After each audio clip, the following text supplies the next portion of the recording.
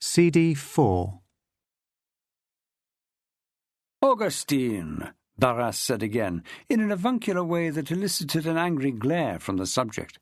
"You are young, and you are properly zealous, a good son of the Revolution. But listen to a man who has served as a soldier." "I recall, citizen," Robespierre replied in an icy tone, "that you were once happy to answer to the title of Vicomte de Barras." "We cannot help our birth, as no doubt your brother will tell you. What we can help is our devotion to the cause. I have no doubt of yours, just as your brother Maximilian has no doubt of mine." The response was loud and accompanied by a pointing finger. "I don't think he would hesitate to decapitate this pair." "No." That was sharp and designed to brook no argument, causing Augustin Robespierre to suck in a lot of air to stop himself from replying with an explosive rejoinder. "A flag of truce," Barras insisted, "is as respected by the armies of the Revolution as it is by any other force." "The notion is outmoded, monarchical." "No, Augustine. Do you think we can execute these two officers without adding to the impression we are barbarians?" "Who would know?" asked Fréron, obviously the junior partner in the trio. "The world would know," Barras replied in a weary tone. "And before the week is out. We are the Revolution, as is every citizen. Let us prove to the world that our cause will take life when the need is just, and show clemency where that is due." Pearce was full of admiration for Digby, who must have in some way picked up the sense of the debate, without in any way being sure which way it was going. But he kept quiet, said nothing, just stood still with a look of utter insouciance on his face, as though those discussing their fate could do what they liked. It was an act, Pearce knew, for the very simple reason of his knowledge of his own fears. But by God, it was a good one. "I will be interested," Robespierre said, his face slightly petulant, "in what my brother thinks when I write and tell him." "Fréron," Barras growled, "let us gather a crowd to witness the perfidy of these English officers. It will do them good to see the face of their enemies.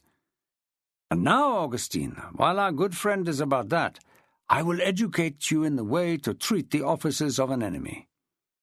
Monsieur, I doubt you have breakfasted, so follow me." Taken into an anteroom, there lay before them a table well set with food, fresh bread, local fish, figs and strong hard sausage.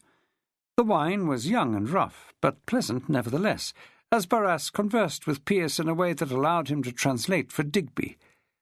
All this while a pinch-faced Augustin Robespierre looked on, eating sparingly and drinking nothing. They learnt that Barras had been a soldier, had served in India at the defence of Pondicherry in the Second Mysore War. "We were, of course, treated with every courtesy by those who took the city, allowed to march out with our arms, and provided with ships to bring us home." He looked at Robespierre then. "These are the norms of behaviour, messieurs, are they not? War is barbarous enough without those who choose a career in arms descending to the level of the beast." Pearce could only half listen to the growling between Barras and Robespierre, being too busy translating Barras's story for Digby. But it seemed Barras was assuring the younger man he would be satisfied before the day was out. "I went back to India," Barras continued, "but it was soon obvious that the land was lost to France. So I returned and left the army." "Might I ask why, sir?" said Pearce. "I believe in your army, monsieur. Promotion is slow and expensive. But I can tell you, it is rapid compared to an army where all appointments were decided at Versailles." The door opened and Fréron returned, to be greeted by a commissioner of the army who had partaken of more wine than was necessary. He was now red-faced and almost jolly. "All is ready." In receipt of a nod, he indicated that Pearce and Digby should precede him out of the door, where they were led to the entrance and out into a piazza, now full to overflowing with people, all of whom bayed at them as soon as they saw their dark blue coats. Digby actually stopped, and for the first time it seemed their predicament had got to him. "I do believe, sir," said Pearce, that we will not be torn to pieces." "You don't sound certain." "That would be because I am not. But I cannot believe a man who has just fed us and talked of his life as a soldier could let that happen." "You, of all people, know what these people are capable of." "I do," Pearce replied, as the sound of shouted imprecations rose to a crescendo.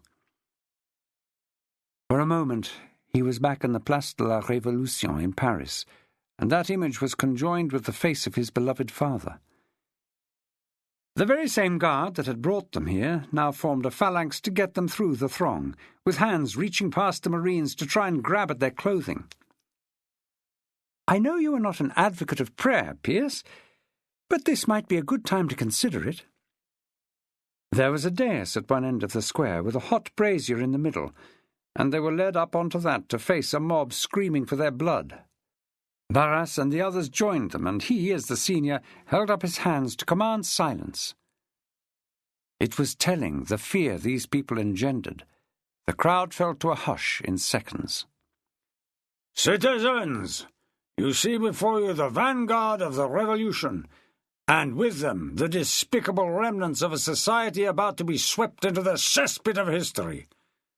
I call on Representative Augustin Robespierre to tell you all."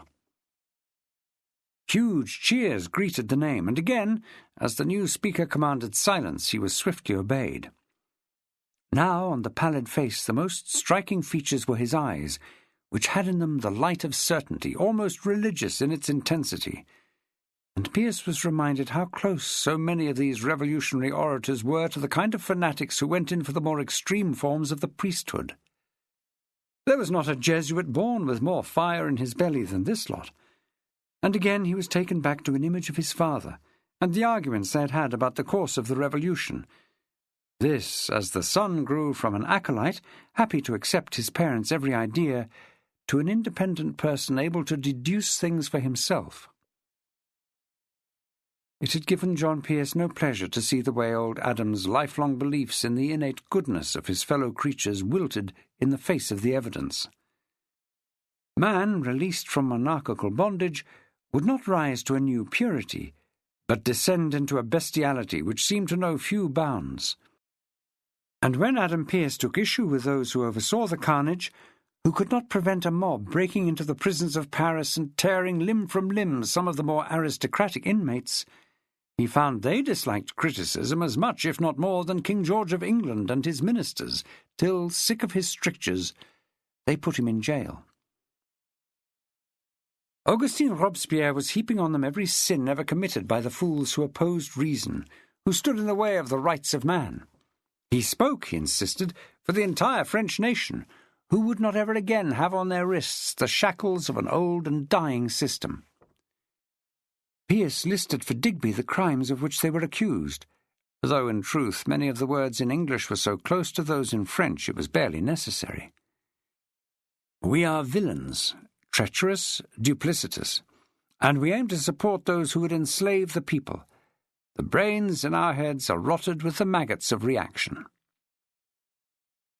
Then Robespierre held up the letters they had brought, and told an intermittently strident crowd of their contents. Fists were shaken, blasphemies rained down on them, and more than one of those they could see chopped a hand across their throat to give their opinion on how they should be rewarded. The letters, one by one, and to increased roars, were consigned to the flames, and their accuser was off again, working himself up into a frenzy in a way that began to worry Pearce. He knew enough about mobs to be aware how easily they could get out of hand, and he looked at Barras, now more somnolent than attentive, who seemed detached from the way Robespierre was using the crowd to take away from him the power of decision. "Monsieur Barras!" he shouted, being too far away to kick the bugger awake. The shout, even in such an atmosphere, had the desired effect. Barras came back to life, and after a few more words from Robespierre, stepped forward and loudly proclaimed a series of hurrahs for the orator. The effect was to shut him up. He had to respond to the flattery of the approbation, and that way Barras quickly killed off his murderous intent. "Citizens," he shouted, "these villains come to us under a white flag to induce treachery in the loyal sons of France. What would they do to one of us if we tried such a thing? In England they would hang us. But this is France, the land of liberty. We shall not soil our hands with their blood, but do no more than send them packing to their ship, to tell their milords that one day they will pay the same price as the bloodsuckers of France. Their heads will be on poles for their citizens to spit on. This pair, I suggest you spit on them while their heads are still on their shoulders." It was almost comical the way Barras turned his back on the crowd, smiled at them, and said in a courteous voice, necessarily loud because of the cacophony behind him, "Messieurs, I bid you a good day." The crowd, once they were off the dais, took Barras at his word, and great gobs of spit were aimed in their direction. There were rotten vegetables, too, as well as fruit too soft to eat, which burst open on their coats. When they were near the harbour, it was the innards of gutted fish with which they were assailed, stinking remnants which had been out in the sun, and always there was the baying of the mob. Covered in filth and expectoration, they made the quay, where the boat, which had sat off waiting for them, came in, itself under a hail of the same things which now coated their officers. Digby and Pearce bundled themselves into the boat with no elegance at all, and it was pushed off without instruction, the oarsmen straining to get clear of the mass of flying objects, which now included the odd stone. "Michael," Pearce shouted, "have you still got those cutlasses?" "I have, John boy," he replied, in the situation quite forgetting the respect due to his friend. "Then turn this boat around. I want to see what those bastards on shore are like when faced with a bit of steel." "Belay that, Mr. Pearce," Digby shouted. "Let us settle for being in one piece." "I wish I had a musket." "So do I, but we do not possess such a thing." Then Digby looked above him at the white flag, and his temper, which he had held admirably, finally cracked. "Get that damn thing down!" It was a sorry pair who made it back to HMS Pharaon, and it took a lot of time and effort to clean up both their own beings and their best uniforms. But in time the anger subsided, until they could be told what had been said by the crew who had witnessed the occurrences on the quayside, and the bombardment of the cutter. "Now that is right kindly," old Latimer had said. "You can't say wrong about a blue coat that goes to all the trouble of fetching back a fresh meal for us lads on their own backs. I say we're right lucky to have officers of that hue." The joke went round and round the deck, to be laughed at again and again, as HMS Pharaon upped anchor and set a course for the return to Toulon. Chapter 8. Ralph and Emily Barclay, with Midshipman Toby Burns in tow, arrived aboard HMS Britannia just as Digby and John Pearce were seeing the last of the Bay of Villefranche on a wind which favoured a swift return to Toulon.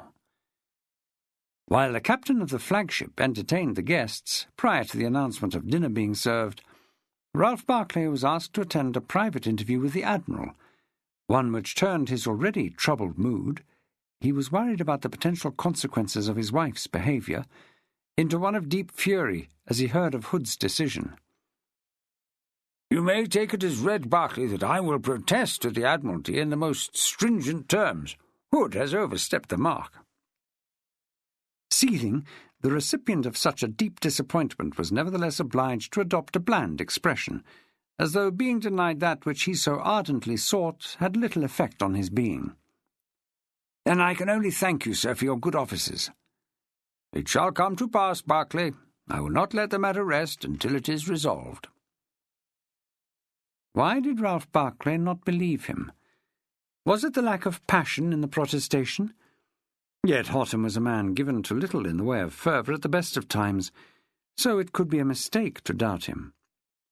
What could not be gainsaid was the absolute need to stay within the orbit of his influence, even if it now seemed diminished.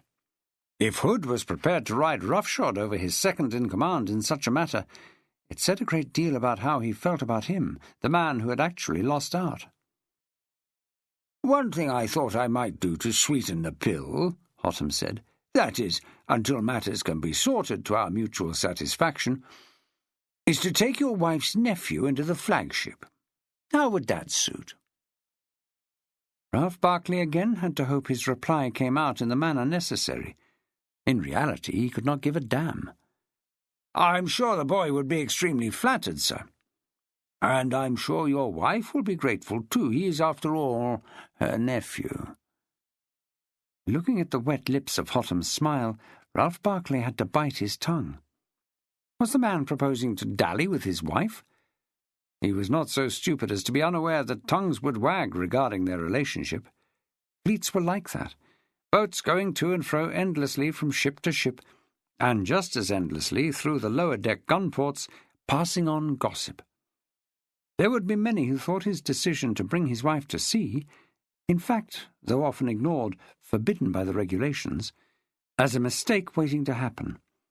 Shipboard life was a world apart, with its own rules and cruelties, and it took an exceptional sort of woman, certainly among those with any refinement, to accept what went on aboard. "Time, I think, to find out," Hotham added, before turning to a steward. "Please ask our guests to assemble for dinner." Having had a quick word with General O'Hara, Hotham moved over to where the Barclays stood. The effusive way in which he greeted Emily did nothing to allay her husband's suspicions, and his statement, delivered in an oily tone that "Captain Barclay has some good news for you," nearly got the Admiral a blow that would have finished the provider's career. But that was offset by the way Emily responded, by clasping his arm before replying. "Then I cannot wait to hear it, sir." She then, even more surprisingly, looked up at him with open admiration. "Sir William has asked that Toby be allowed to serve in the flagship." "Let us fetch the boy," Hotham cooed, "and see how he takes to the notion." Fetched out of a throng of junior redcoats waiting to enter the great cabin, Toby Burns was brought forward to hear the good news. He found it impossible to hide the fact that the idea confused him, and his reply, when it finally came, was an unintelligible stammer. He looked to his Uncle Ralph for some idea of what to do next, only to be further perplexed by the look on that face. His present captain was thinking, "Good riddance." The boy was a pest, shy of anything approaching risk, who had been something of a burden since first coming aboard HMS Brilliant. What seemed like a good idea, taking a relative of his wife on board, had soon proved to be an error, given that she seemed to have a soft spot for the lad, and with her lack of knowledge of the ways of the Navy, it had troubled Ralph Barclay to know how to deal with him. Had he been capable and zealous, even the kind of youngster who got into trouble for skylarking in the rigging, it would have presented no problem. It was the fact that he was none of those things that caused the difficulties. "Toby," Emily said in a spirited tone, "you must thank your Uncle Ralph. I'm sure he is the one who persuaded Sir William to this." "Uncle," Toby responded. Emily kept going in the same tone of voice. "But of course, Sir William, we will be sad to lose him, Toby being such an addition to the life of the ship with his lively behaviour." "She's glad to be shot of the little bugger too," thought Ralph Barclay. "You will need to be a sober fellow aboard Britannia, lad," Hotham replied, "though there is the compensation, with 24 of your ilk, of much companionship. Now, I think, if you will excuse me, I must show some consideration to my other guests." As soon as he was out of earshot, Toby Burns whispered to his uncle and aunt, "I would really rather stay aboard Brilliant." "Nonsense," said Emily, her eyes suddenly like gimlets, "and it would be gross bad manners to show anything other than a deep gratitude." "Quite," Ralph Barclay added, with a look that equally brooked no further argument. "Now, husband," Emily continued gaily, "I think before we take our places, I must introduce you to some of the officers I met upstairs." Redcoats all, they had newly arrived from Gibraltar, a contingent that in their number were more of a token than a true reinforcement. Apart from General O'Hara himself, appointed as military commissioner by London, one stood out. Major Lipton was singular because of his need to shake with his left hand instead of his right. This, he explained, just after he had made the introduction of his rather over-perfumed wife, by saying he had taken a bullet in the shoulder in a duel. "You do not fear authority, then, sir?" I know the king has forbidden it for serving officers, Captain Barclay, but some insults are so grave as to leave a man of honour no option but to call the miscreant out. Emily had to bite her tongue then. She had good grounds to believe a challenge had been issued to her husband by John Pearce, one that had been so far declined. Called to the table, they took their places. Emily as one of the three females close to the Admiral and his guest of honour, the General, who was obliged to explain to his host why, with all the officers present, in terms of soldiery they had only brought with them half the numbers requested. "They are of quality, sir," the General insisted, "and the government would have sent more, but the Governor of Gib was adamant. The Spanish alliance cannot be said to be a happy one." "Indeed," Hotham responded, for once with no Spaniards present able to be open in his condemnation. "Given that we have been at war with the Dons since the time of good Queen Bess, it is strange to see them here at all, never mind supporting our efforts." Hotham dropped his voice then, forcing everyone not close to lean forward in an attempt to hear what he said. "Though I have to say, General O'Hara, and it is sad to say you will find this out, their troops are of such low worth that I think of them as an encumbrance rather than an ally." "I doubt, sir," O'Hara replied in the same low but carrying tone, "that their fleet is any better." "Grubby decks are always a bad sign, and you would be troubled to find worse than a Spaniard. Their hands are lazy, the officers indifferent, and their command poor. God, I wish we were fighting them and not the French." It was telling that words which should have shocked those assembled passed without comment or even a frown. Disliking the Dons was ingrained in the personality of both the Navy and the British Army. Toby Burns was not even attempting to follow that exchange. He was eating his dinner, but he was doing so in a manner which could only be described as despondent. Being a lowly mid, he was not anyone that others felt obliged to constantly include in their conversation, which left him for most of the meal to his own thoughts, and that was all about the travails he would suffer sharing a berth with over 20 others of the same rank. He was certain, before he even met those who were to be his new companions, that he would not get on with most of them. Ages would vary greatly. He had heard of midshipmen in their 40s, and regardless of maturity, there would be bullies for certain, and no doubt a senior in the berth who would treat him as badly as he had been treated at school, used as an unpaid servant in dog's body. Added to that, like an albatross round his young neck, was his reputation. Lifting his head to glance around the table, he fixed his look, in turn, on the two people present who knew his heroic stature to be false, his aunt and uncle. On the frigate he guessed, though no one ever told him to his face, that the crew also knew the truth. Marooned ashore on the Brittany coast with a party of seamen, and he the only one with even a pretension to the status of officer, he had not behaved well. Yet his uncle had chosen to laud him as the person who had saved a difficult situation. Then he had sent him back to England aboard a prize ship, with a dispatch naming him as the fellow responsible for the capture. Ralph Barclay had done it to slight John Pearce, of course, and in cogitating on that name, a bolt of real fear shot through his body.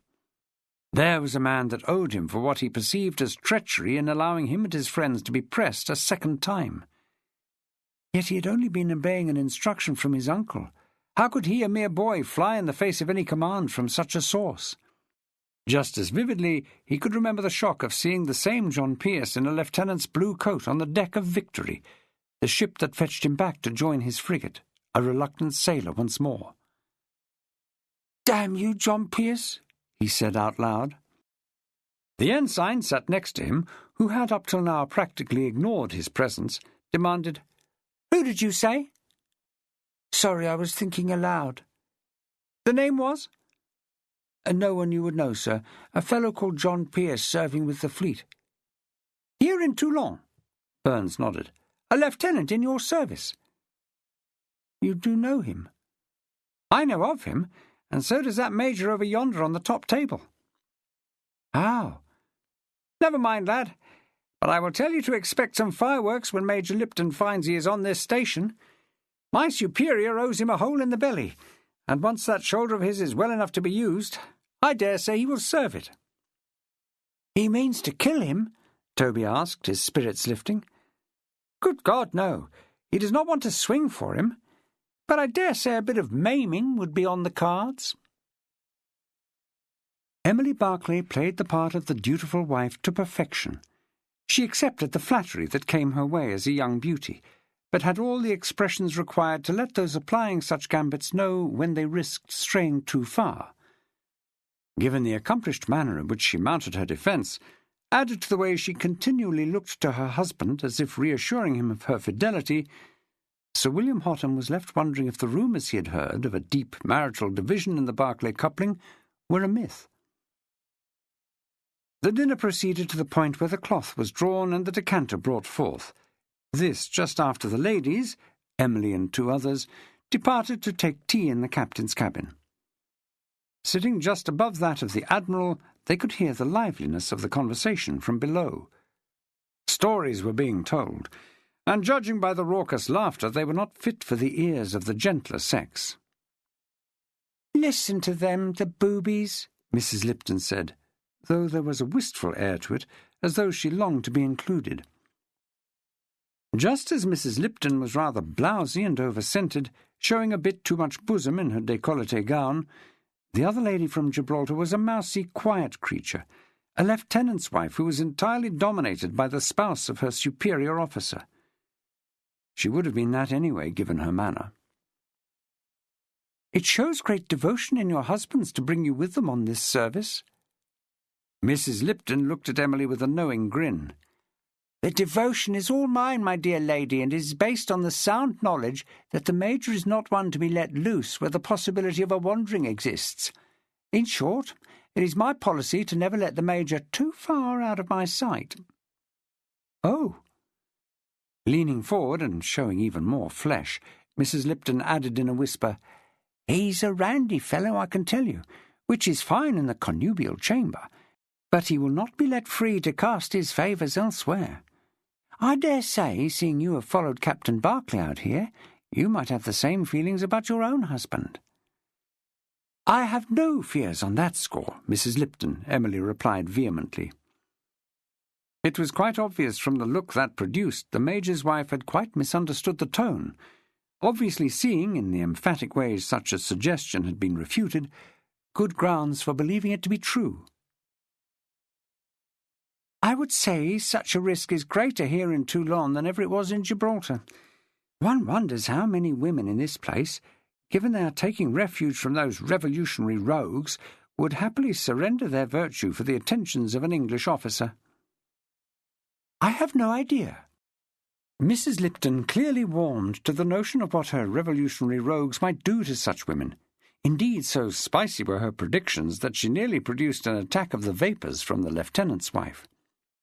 "Oh, please, Mrs. Lipton," that lady protested, her handkerchief pressed to her mouth so hard it muffled the words, "desist from describing these horrors." "They are, my dear girl, no more than a woman's lot. We have, since time immemorial, been the plaything of the conqueror." Emily decided Mrs. Lipton had overindulged in the bottle, while also deducing that the prospect of being the chattel of a conqueror appealed to something in her nature. A turn on the deck, perhaps. In shawls, for the wind had got up and was strong enough to chill, the ladies walked on the poop, which gave them a commanding view of the entire anchorage, and that allowed Emily to steer the conversation away from matters carnal to the points of interest around the deep bay. She pointed out the various buildings of note, only to be set on her heels by the loudly delivered Lipton responses. The citadel was not, as had been explained to Emily, to be admired for the designs of the late much-admired Comte de Vauban, but dismissed as an ancient ruin her husband's troops would demolish in an hour. The cathedral was no more than an edifice designed to perpetuate dangerous popish dogma, for the lady was a committed Anglican who adhered to the 39 Articles and saw no book greater than the King James Bible. That the hills, with brown grass, might blossom with rain held no attraction for her, and the idea that lavender grew in huge fields on the plateau was pooh-poohed as Gallic exaggeration. Some interest was afforded to the hospital, though Mrs. Lipton had to struggle, and she failed to hide her disapproval that a lady of Emily Barclay's standing might actually consent to administer to the inmates. "Are they not all men?" The lieutenant's mousy wife spoke up then, really for the first time expressing an opinion. "Is it not men who suffer in war?" "Women suffer more," Mrs. Lipton postulated loudly. "Are we not generally abandoned to anxiety?" "Over yonder is HMS Victory," said Emily, to get off that particular subject. "Lord Hood's flagship." "I am told he is too old for the task," Mrs. Lipton replied, peering at the ship as if the planking would part to show her she was correct. "I would not know, Mrs. Lipton. I have not had the privilege of meeting him." The eyes of the Major's wife narrowed then, and though she did not speak, her thoughts on that score were in both her expression and her silence. She would be, Emily instinctively knew, a woman who would understand absolutely the notion of interest, for it worked in the army as much as it did in the navy, not to mention society in general. "Yet you have been here, I seem to have understood, from the very time Lord Hood took over the port." "From before that, Mrs. Lipton. My husband and his crew were prisoners of the French when the fleet arrived offshore." Seeing those eyes widen, Emily added hastily, "And let me say that our captors behaved like perfect gentlemen." "Is that not a pretty little ship approaching Victory?" Both Emily and Mrs. Lipton looked to the site indicated by the lieutenant's wife to see HMS Pharaon come under the lee of the flagship, backing her topsails just as a boat was lowered into the water. Emily knew her lines, knew it was John Pearce's ship, and wondered at the knot such knowledge produced in her stomach.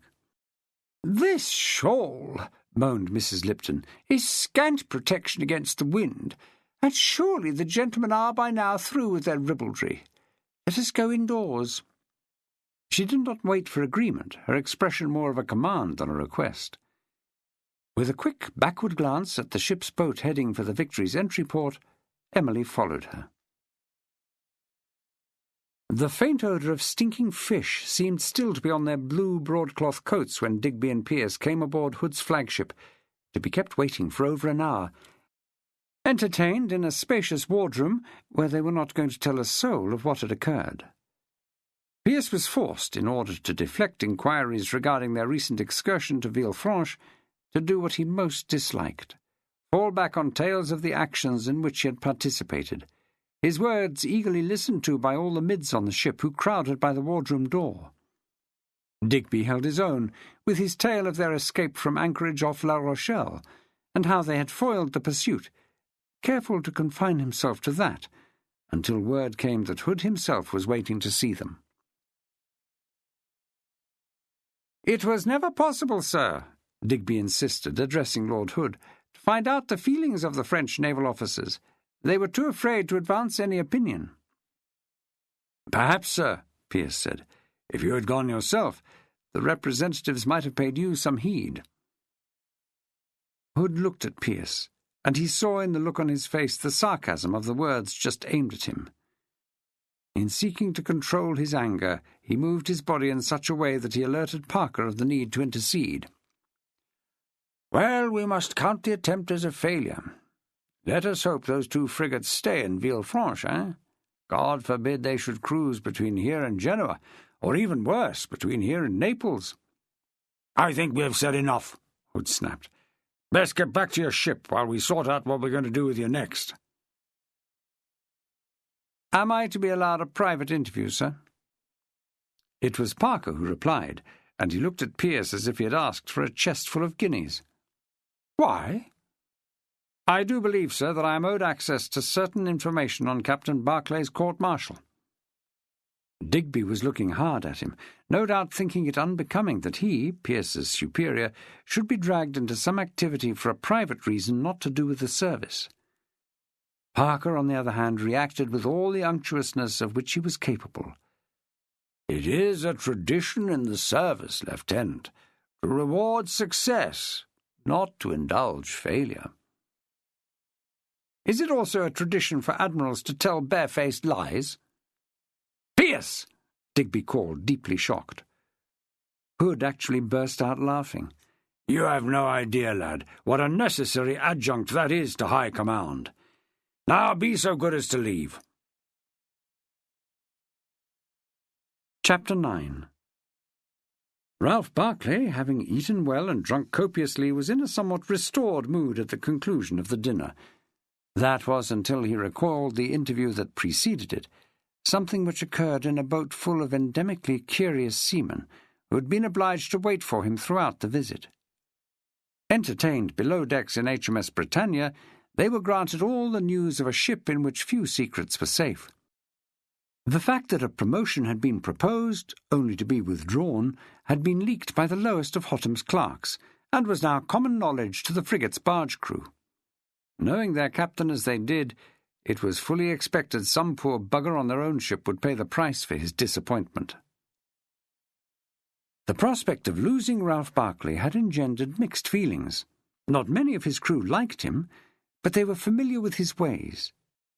They understood him, his moods, as well as how he liked the ship to be run. A new captain was something to be looked on as a mixed blessing. You never knew what you were going to get, and it was as likely to be a hard horse-flogger as a grog-stopping milksop. They had also been informed that Toby Burns was set to shift, and that was seen as an unmitigated blessing, given no one had any time for the little sod. The other area of curiosity, and likewise no mystery, was sitting in the thwarts. That was the captain's missus. What was the state of the weather there? Ralph Barclay was too preoccupied to communicate with Emily, and besides, with her nephew within hearing, he was not going to allude to her behaviour at the dinner, though when he did turn his mind to it, he was inclined to see it in a positive light. Something had to be on such a misery-inducing day. Her conduct had been the opposite of that which he feared. In fact, it had been exemplary, giving him good grounds to believe that the worst of the storm in their relationship might be over. Women, to his mind, were easily capable of being misguided, but they were also fickle, and perhaps, having quite probably seen the error of her previous moods, he might, once they were back aboard their ship, intimate that the normal relations between husband and wife, which had atrophied in the prevailing atmosphere, should recommence. Having drunk a good deal, that thought was allowed to run riot in his mind, leading to a certain amount of shifting of his position to disguise his obvious anticipation. Once on board, both he and Emily made for the cabin, and Ralph Barclay quite deliberately shouted to his steward they were not to be disturbed. Once inside, he made a noisy fist of locking the door. It had always been the case that he had been obliged to sleep in one of the quarter cabins, while Emily occupied the other. There was not enough space for a double cot, but that did not apply when pleasure was the aim. "I feel I must thank you for today, my dear." "I don't see why." "We have had a bad patch, I know, but you showed me today so much respect that I have good grounds to believe you may have come to your senses." "So you see in our relationship no other cause for concern than my foolishness." The tone in which that was said was flat, not curt, allowing him to misread it, something he might not have done wholly sober. To his ears it smacked of emollients, and yet he struggled to find the words to move from that to where he desired to be. "In other words," Emily said after too long a silence, "you have no concerns about your own behaviour." "I have acted as I had to, Mrs. Barclay, which I have told you many times, and should you think that I have paid no price, let me tell you that today, before we dined, I was informed that an advancement I had been promised had been withdrawn at the instigation of Lord Hood." Looking and feeling crestfallen, Ralph Barclay explained the loss of his 74-gunner, bemoaned what it might have meant for them as a married couple, eventually moving on to sound near enthusiastic about how it might have made them once more the happy pair they had been. He was not conscious that all the time he was speaking his wife said nothing in response. When she did speak, it brought his mood back down with a jolt. "I see you are deceiving yourself." "What?" Her biting tone was maintained in what followed. "You correctly observe a breach in our relationship, Captain Barclay, Where you are mistaken is in thinking it can be repaired like some torn piece of canvas. But it cannot, sir, for you have broken every standard by which I have been raised, everything I aspired to abide by. You have behaved like a boor." "Do not address me so," he barked. "I must, sir, for you need to know the depth of my aversion." The word hit him like a physical blow. "Aversion?" "Lies, conspiracy, not only perjuring yourself but inducing others to do so on your behalf, flogging innocents, even falsifying your ship's papers for all I know. As a wife, I am supposed to admire the man to whom I am married. Tell me, sir, what is there to think highly of in such a list?" "I am your husband," he protested. "I never thought, sir," she snapped, "that I would be sorry to hear you use those words. Now, if you will permit me, I will retire to a place where I have the good fortune to be alone." He came for her then, as angry as she had ever seen him, a face suffused with fury, eyes like the devil, his hands reaching out to take her forearms in a strong grip. Close up she could see the spittle on his lips, smell the drink slightly sour on his breath, and she turned her head to avoid his attempt to press his lips against hers. "You bitch," he snarled. "You will obey me." Struggling in his arms, she cried out, "You can flog me, sir, but obey you I never will." He was pushing her back through the narrow door into her own little cabin, his voice rising to a near shout. "It is an oath you have taken before God, and by God you will meet it!" Ralph Barkley hit her then, a flat-handed blow across the side of the forehead, enough to slightly stun her. Emily felt the edge of her cot on the back of her knees, and it rose on the ropes that held it to the deck beams as he pushed her harder. Ralph Barkley was on fire with a combination of frustrated desire and deep anger, and the quick look Emily managed to gain made her think him murderous. "Leave me be," she pleaded, though in a voice that did not lack for force. "No, madam, I have indulged you enough in that. You are my wife, and you will do your duty by me even if I have to beat my right out of you with a horsewhip." She was on her back, spread across her cot, the weight of her body and his pressure bringing it back to the horizontal, the edges digging painfully into her back and neck. But she was, she knew, defenceless, as she felt his hands clawing at her undergarments. What followed was swift, brutal and unpleasant, she crying, he grunting until he was done, and with his breeches still undone, he exited the quarter cabin and slammed the door shut behind him, leaving her sobbing. He was slumped in his captain's chair, half comatose, when the persistent knocking at the door forced him to respond. Pulling himself upright, Ralph Barkley knew he had fallen asleep, and as he became fully awake, he also had a clear recollection of what he had done. That induced mixed feelings. The first, that he had asserted his rights. The second, unbidden and unwelcome thought being that there would be a price to pay for his violence. "So be it," he croaked to himself, as, swiftly tidied, he turned the key in the brass lock of the cabin door. His clerk, Gerson, was standing before him with a sheaf of papers in his hand, a look of deep concern on his face which Ralph Barkley suspected to be utterly insincere. "What do you want?" "Forgive me, sir, for disturbing you," Gerson replied, craning slightly to get a surreptitious look over his employer's shoulder. "But I have a matter of urgent concern." "About?" Gerson whispered then, and jerked his head as if to indicate that he had no desire to be overheard. "Supplies, sir." With his mind still befuddled, Ralph Barkley was momentarily at a loss to know what the man was talking about. "From the Arsenal, sir," Gerson added in the same low tone. "Might I suggest your cabin is not the best place to discuss it?" The mind of the man he was whispering to was elsewhere, wondering who had heard what, for the bulkheads that separated the cabin from the rest of the ship were not thick, and above his desk was a skylight through which sound travelled easily. How much had the crew heard of what had occurred?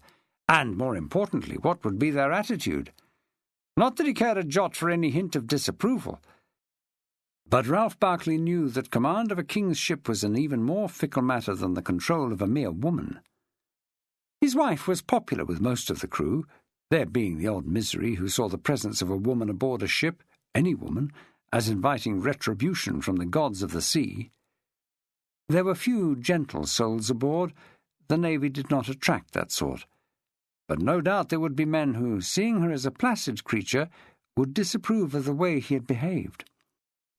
There and then he resolved to flog the first man that so much as gave him a sideways glance, and the look that produced had Gerson stepping back.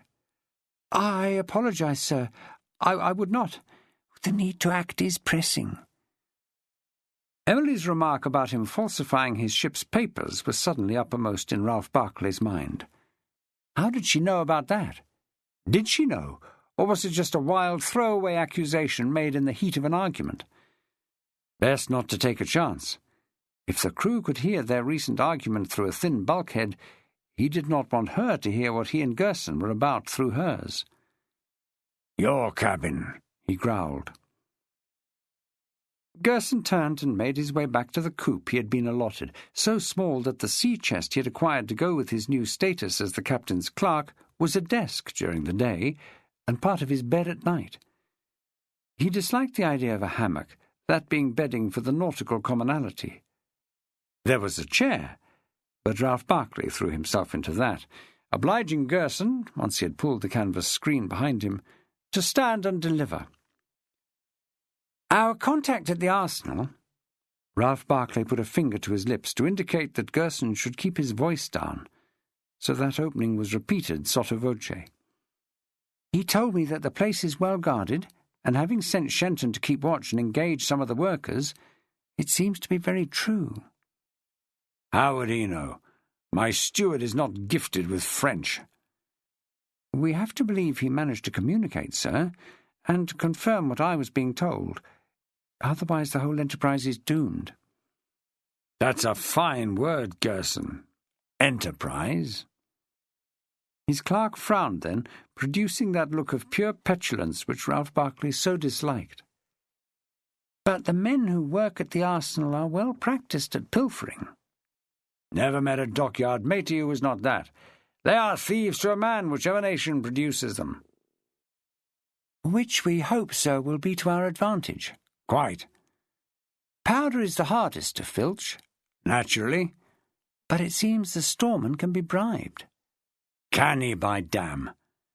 "And he's not the only one.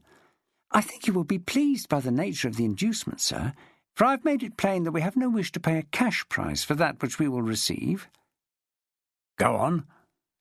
"There is not a man amongst them who does not worry that Toulon might fall to the Revolution." Ralph Barclay did not respond to that, though he did wonder if the workers at the Arsenal might have the right of it. "They fear for what will happen should the besieging forces take the port." "So they should, Gerson, if they have any idea of what happened in Marseille." "I have assured them that HMS Brilliant, if she remains here tied to a quay, will, in the event of a successful assault, take them and their families on board and evacuate them." "How many are we talking of?" "Maybe as many as 100. The figure really worried Ralph Barclay, but he did not explode. He was thinking that for such a price he could extract from these people more than that for which he had originally budgeted, given the initial approach to divert stores from the Toulon Arsenal had been firmly based on cash payments. "It strikes me, sir," Gerson continued, "that should they be correct, it would be seen as a humanitarian act." "While if they are wrong, Gerson," Ralph Barclay hissed, "they will be in no position to alter the terms." "Precisely." "You've done well. Better than I anticipated. But we have to decide who needs to be included in this."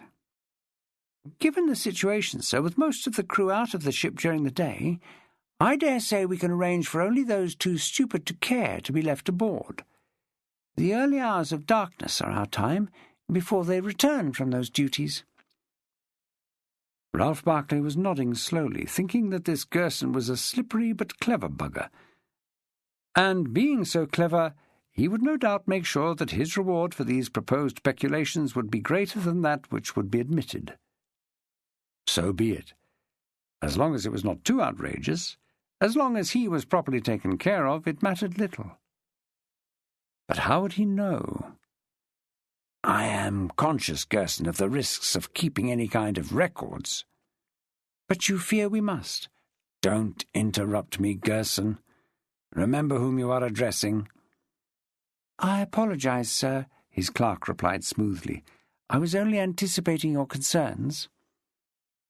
That got a nod in response, but the man who acknowledged it was wondering if he was being wise to put himself in the hands of this fellow, of whom he knew very little. He had plucked him out of HMS Leander for two reasons. He was an enemy to John Pearce, happy to damn the man in public, and had proved his worth in that respect at the court-martial. His second attribute was his ability with writing and figures, plus the information from the premier of that ship that Gerson was a man more inclined to side with authority than his shipmates.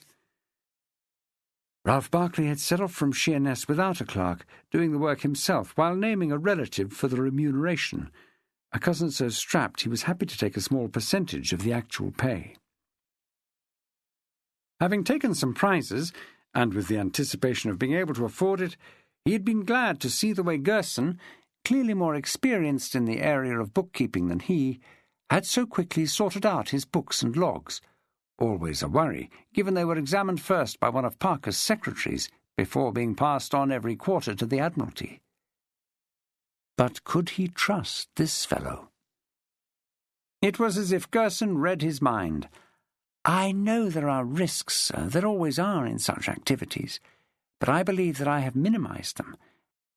And should we be sent away, I cannot see how we can be exposed by those who supply us, while, on board, we both have a shared risk, only fitting for a shared reward. There is not a merchant captain coming in from Italy who will not bite our hand off for what we have in our possession. No, Gerson. We cannot sell from this port. That is too dangerous. The cables we are supplied with have a red thread running through them for identification. The French rope makers do something similar, the same with canvas. Also, every powder barrel and box must be branded. We must keep these stores until we are well away from here, then sell them. And I suspect we'll get a higher price for them in a neutral port than we would from any Italian master trading with Lord Hood. Then I cannot see, sir, how such a thing can be kept from Mr. Glaister. True. Barclay nodded. His premier was responsible for checking the level of stores and preparing a log which corresponded to his own. The purser? Will welcome an increase in his stipend and no doubt demand a portion to cover the losses he claims. Has he any losses? No, but there is not a purser in creation who is not one to scream he's on the brink of penury. Members of the crew? Will do as they are bid, Ralph Barclay snapped, or feel the consequences on their ribcage. We will need some of them. Thinking on that, he came up with two names, one the ship's bully, but devoted to him, the other a rat-faced boatswain's mate who was as slippery as an eel. They too had given positive evidence at his court-martial. Devereux and Kemp. Seek them out. Trustworthy? Ralph Barclay positively crooned at Gerson then, for he was really talking about him. Of course they are not trustworthy, Gerson, which is why they will be so valuable to our enterprise. Sir, said the marine sentry to the captain, now back in his cabin, Midshipman Burns is ready to take his leave of you. Ralph Barclay did not respond at once, looking instead at the still-closed door of his wife's quarter-gallery. She too should bid the little bugger farewell.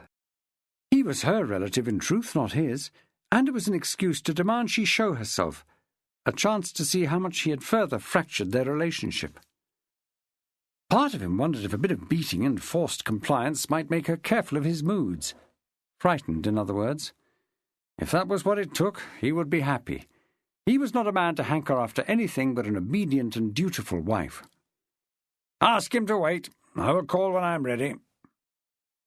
He went to the door, which did not have a lock, and tried to open it, only to find that Emily had wedged something heavy against it. Madam, your nephew is about to depart the ship. I believe it would be fitting that you should wish him farewell. Getting no response, his voice went to a growl. I insist that you do this. and I will take an axe to this door if you do not come out of your own volition." It took a few moments for her to respond, but eventually she dragged her chest away from the door and emerged. Ralph Barclay examined her for signs of his own aggression, for if she was bruised, he intended to send her straight back behind that door. A man might be entitled in law to beat his wife, but it would never do to display to the world the fact that he had exercised it. There were signs that she had been weeping, but they were faint, and thankfully there was no evidence of any discoloration on her forehead, nor even a red mark. Satisfied, Ralph Barclay called to his marine sentry to admit Toby Burns, who came edging round the door in a way that made his superior think of a garden slug. "I came to take my leave, sir, with your permission." "Granted, boy," Ralph Barclay boomed, "and be conscious of the honour being bestowed on you. If there's a plum going in the fleet, it goes to those serving close to the flag, so you may look to advancement." The voice dropped then to a seemingly regretful and avuncular tone. "You know I would not let you go, Mr. Burns, if I did not think it to your advantage, and neither, I know, would your aunt." "Aunt Emily," Toby Burns said meekly, "I hope I have your blessing." "I hope, Toby," she replied after a significant pause, in a voice that was short on affection, "that you enjoy the same relationship with your superiors and shipmates as you have had on this vessel. I also hope that you continue to serve those in command in a similar fashion to the loyalty you have demonstrated to Captain Barclay. Should you do that, Toby, I am sure you will go far in the service." Toby Burns looked as though she had slapped his face, which, of course, metaphorically, she had. "I should be on your way, lad," Ralph Barclay said. He was addressing the boy, but looking daggers at his wife. "It does not do to keep admirals and flag captains waiting." As a crestfallen Toby Burns went through one door, a defiant Emily Barclay went through another. End of CD 4. CD 5. Chapter 10. John Pearce had brought himself to Heinrich Lutyens's hospital, rowed over in the jolly boat from the anchored HMS Pharaon by his Pelicans, aided by his other old shipmates, Latimer and Blubber Booth. The doctor being an ecumenical sort in areas of class, they were all sat at the same board eating supper, the main course of which was roasted fowl, heaven sent to men bored by pork and beef kept months in the cask. John Pearce was listening to the weather, and a wind that had obliged his host, given the draughty nature of the building, to set a large fire going in the grate. But before climbing down into the boat, the master had alluded to a sky full of high racing clouds, which, he maintained, presaged a change. "Overdue rains, Mr. Pearce, and I know from my experience that for all the Mediterranean is an inland sea, it can be as harsh to a seaman as any ocean." The wind was strengthening as they spoke, that evidenced by the way the sloop was straining on her anchors, and it had whipped up the Grand Rade into a state that guaranteed a choppy crossing.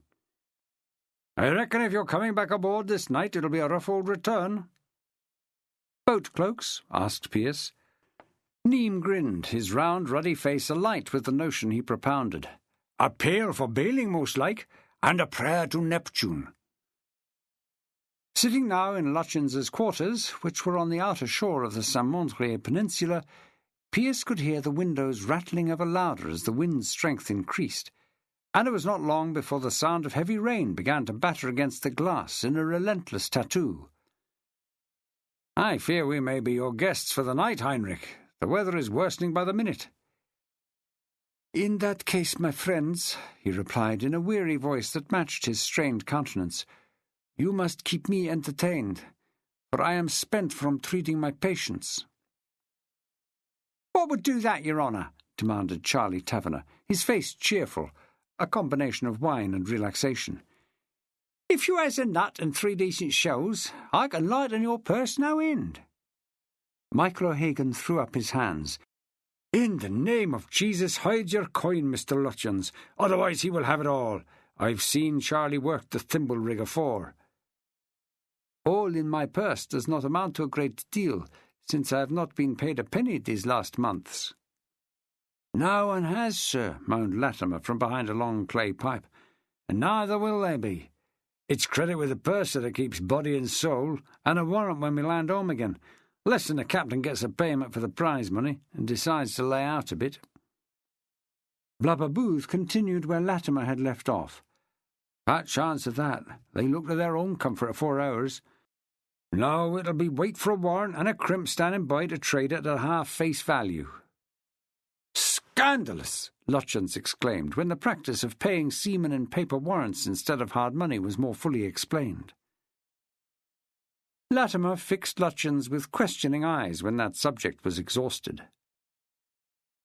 "The lads told me, your honour, that you was one to keep a weather eye on your shipmates." That had everyone except Blubber and Latimer looking at the table, it being something those who had served under Ralph Barclay knew but never mentioned, though something must have been said to those two. Not surprising, given the time they had served alongside the Pelicans. From the very first day aboard HMS Brilliant, Lutyens had sent shivers up the backs of the men for the way he crept around the ship, forever scribbling in a little notebook. Initially it was suspected he was passing on what he observed to the captain, but that faded as no response came as chastisement for whatever indiscretions he managed to observe.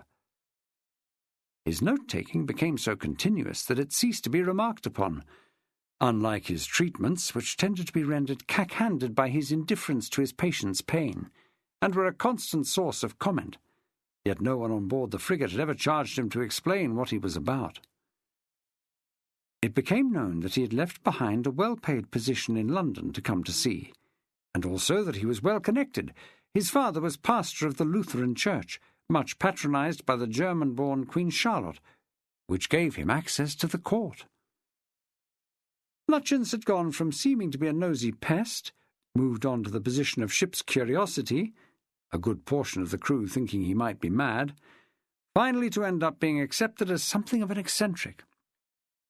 Now those who had served with Lutyens were embarrassed that Latimer, a stranger to the doctor till this very night, had brought up the subject, clearly letting him know his habits had been discussed.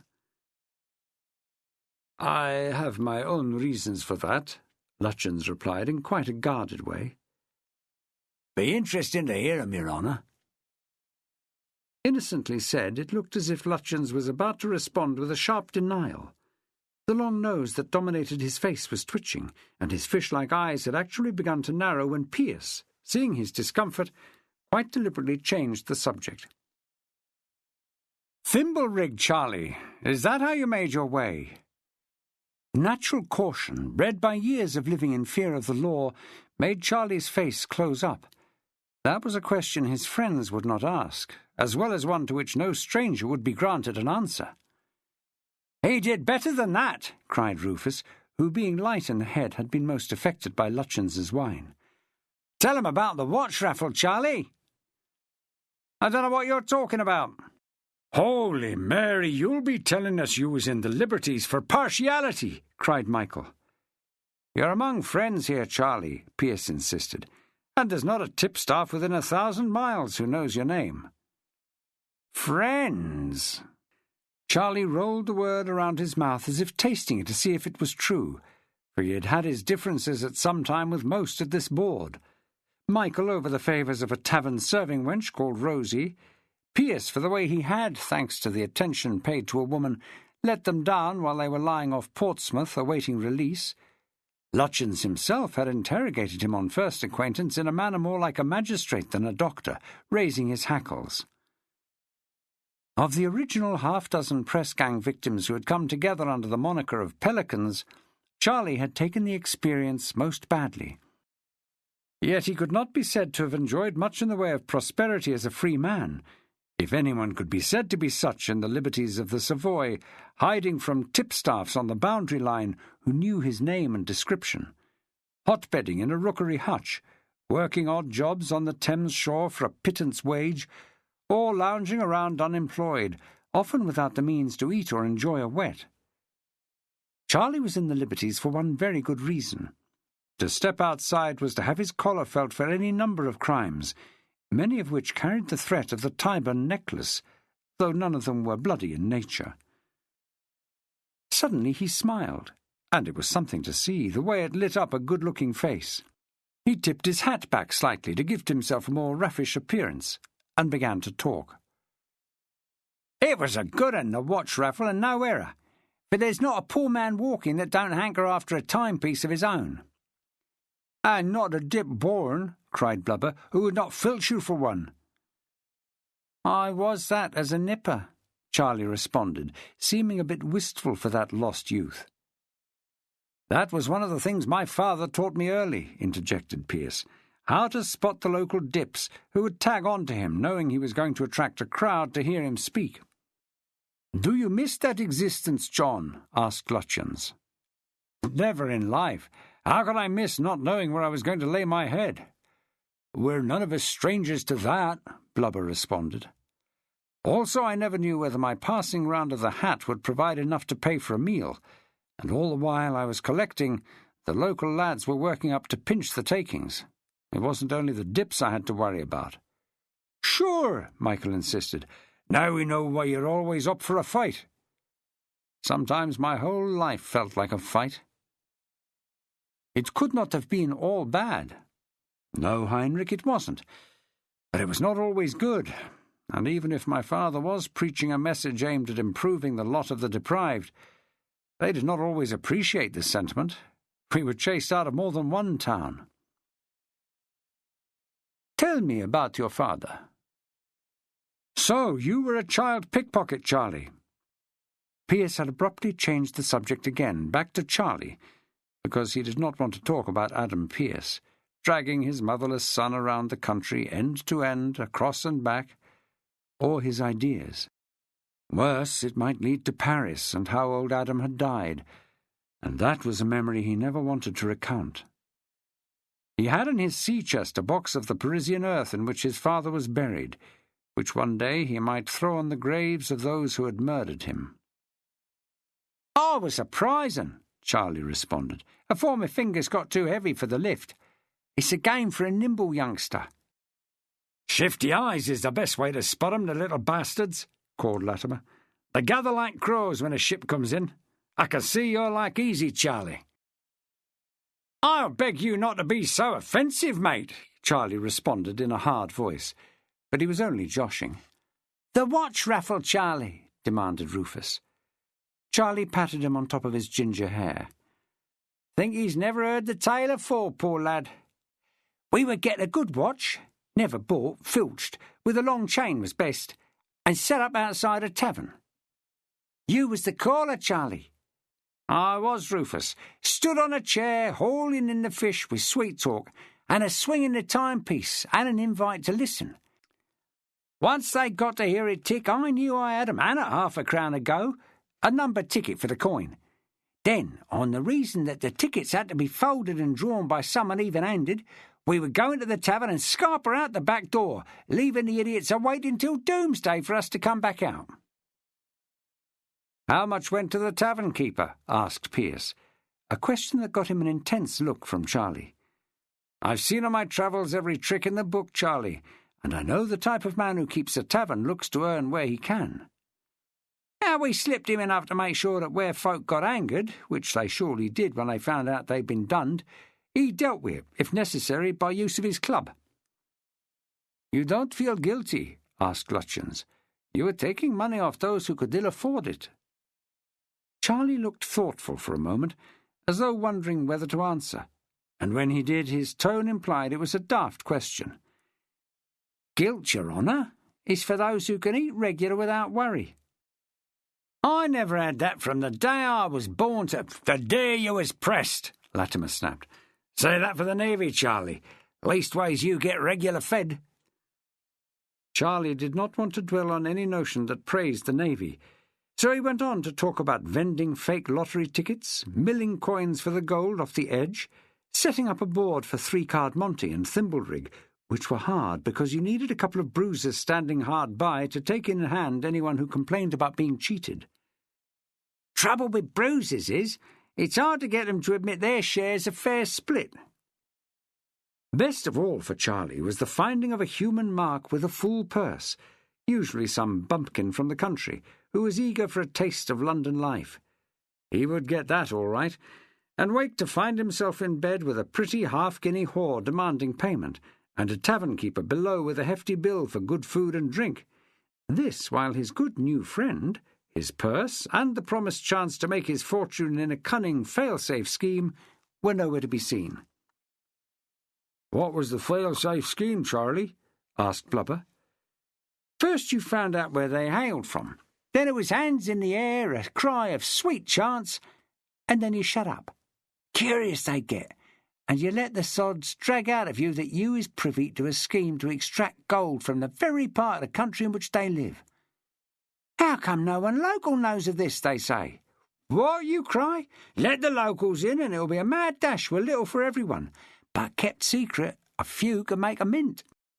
And they fall for it. It should be hard, Charlie said, but it ain't. The oddity is how quick they want to share." John Pearce was less surprised than the others. He and his pa had come across any number of dubious projectors on their travels. "The twin engines of greed and fear," Adam Smith called it. "And who," demanded Michael O'Hagan, "is Adam Smith when he's out and scaring folk?" "A Scotsman like me." "Of which," Blubber insisted, "saving your own presence, Mr. Pearce, there be a mite too many." "Oh, Christ, they get everywhere." Pearce smiled. "Like the Irish, Michael. We dig dirt, while Sawney Jock mines gold." "If only that were true, Michael. All my father mined was trouble."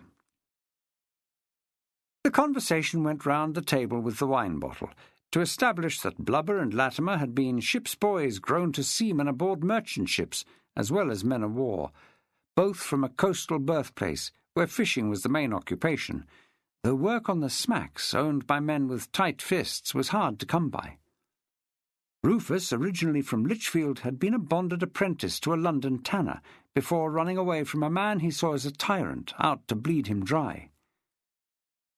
Only Michael O'Hagan had what seemed an ordinary life, if being raised in Irish poverty could be called that.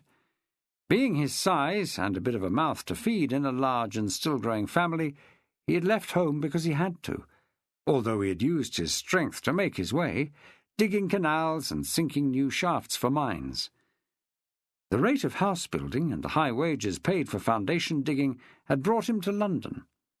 The love of drink and his attraction to Rosie had brought him to the Pelican Tavern. Like his mates, Ralph Barclay's criminality had brought him to this board. "There were a couple of others taken up with us," John Pearce said, bringing the conversation back round to their impressment. But the door to Lutchens's rooms was suddenly flung open, causing everyone to look, and the shock of seeing a dripping wet Emily Barclay standing there rendered them all speechless. Not that she was in a better state, having had no idea that the only man she could share her troubles with was not alone. John Pearce was on his feet in an instant, his action bringing the others upright as well. "Emily!" Lutchens spluttered, clearly at a loss how to continue. "Forgive me," she responded, quite obviously flustered. "Mrs. Barclay, come in," Pearce cried, making to bring her through the door, an act that had her shrinking away. "Madam, you are soaked to the skin. If you do not want to give our good doctor a worry on your health, for the sake of the Lord, take off that cloak." "Latimer," said Lutchens to the man closest to the grate, "stoke up that fire, and get some more timber on it. Emily, come stand by it and dry yourself." Her mouth moved, but no words came. It was her eyes that indicated her embarrassment as they ranged over the sailors present. "You mustn't mind us, ma'am," said Rufus. "Better to be dry, I say." "Heinrich, I need to speak with you." He nodded, looking lost, until she added in a tone of voice bereft of confidence, "Alone?" "Best we wait outside," Pearce responded, with a jerk of the head. Yet it was Michael, towering over Emily Barclay, who took her arm and led her to stand above old Latimer, who was busy poking the fire. "Leave that, mate. Let the doctor see to it." The exit was made without eye contact. It was as though a cloud of mortification had descended on them all, leaving Lutyens to relieve Emily of her dripping cloak. As soon as the door shut behind his guests, she burst into tears and buried her head on his shoulder. "Come, come, sit down, have some wine, and tell what has upset you so much that you arrive here in this condition." The story came out in between sobs, with both now sitting, Lutyens holding one of her chilled hands, and completely at a loss to know what to say, this being outside his experience. He was a good surgeon, and death would not move him any more than would a serious wound. Treating the casualties caused by the actions of Emily's husband had not produced a response, and evidence of physical pain in a patient had no effect on him. Yet here he was with an emotional problem, and from a source he had seen at first hand deal with wounded men in a fashion to be admired. Emily Barclay was tougher than she knew. The evidence of that was in the mere fact of her being here. "I cannot stay with him." "That, Emily, is a serious proposition. Draconian, in fact. If I do, the same thing will happen again, I know it." "It may not, my dear. It may be that your husband is as upset by his behavior as you are. I take it he does not know you have come to the hospital." Looking at the table, Emily shook her head. "And how do you suppose he will react when he finds you are gone?" "Can I stay here?" "Of course, my dear," Lutyens replied. "But that is only a partial solution, and I cannot help but feel that your actions, should you remain here, will set tongues wagging." "Did you not intimate they were wagging already?"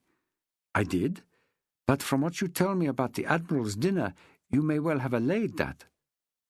Lutyens stood suddenly. "You are here now, and the notion of an immediate return seems unlikely to appeal to you. So you must spend the night in my bed, while I make up a place to sleep here." She was about to protest, but his hand and look of concern stopped her. Taking her arm, and an oil lamp in his other hand, he led her through his bedroom door, indicated the wash-bowl, the water-jug and towels, then patted her hand. "It may be that things will look different in the morning. Sleep, as any doctor will tell you, is a great healer." Shutting the door behind him, Lutyens went immediately to the outer door, opening it to reveal only John Pearce. "I have sent them to prepare the boat," he said. "I am sorry, John." Pearce looked over the doctor's shoulders at an empty room and a closed bedroom door, which caused him to look at Lutyens with raised eyebrows. "I can see the way your mind is working." "No doubt," Pearce responded with a grin, "just as there is no doubt, judging from your angry expression, that I am making a wrong assumption." "Why is she here?" "I don't think I am at liberty to discuss that." "You forget, Heinrich, that it was she who first alerted me to the perjury committed at Barclay's court-martial. She was quite clearly damned unhappy with him then, so it is possible to deduce that whatever has distressed her can very likely be laid at the door of her husband." "Only she could answer that question, John, and I doubt she would choose to do so to you. Besides, she has gone to bed, so you will have no opportunity to inquire." "Perhaps I will come by in the morning and ask." A sudden strong gust of wind rattled the windows and sent a cold draught sweeping through the corridor. "Right now, I think your preoccupation should be how, in this weather, you are going to get back aboard your ship." "And you?" "I have to do my rounds and ensure my patients are comfortable, which is more than I can hope for myself this night."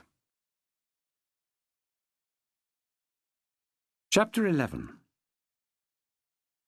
The order to attend upon Lord Hood arrived despite the continuing bad weather. Initially inclined to tell the old sod to go hang, he nevertheless knew in his heart he must obey, given the man was the only one who could advance his cause. So, in a boat cloak still damp from the previous night, John Pearce was obliged to climb down into the bobbing cutter for the uncomfortable journey to the flagship. So rough was the sea, he wondered if his breakfast, sitting uncomfortably close to his upper rib-cage, would stay within him or end up being evacuated. He clutched the gunwales as much for luck as to steady himself against the bucking motion of a boat that was shipping a fair degree of water. Looking at the men on the oars, it was clear they were cursing him for the need to be fighting this running sea, which made him want to shout at them to take their ire out on the man who had sent for him.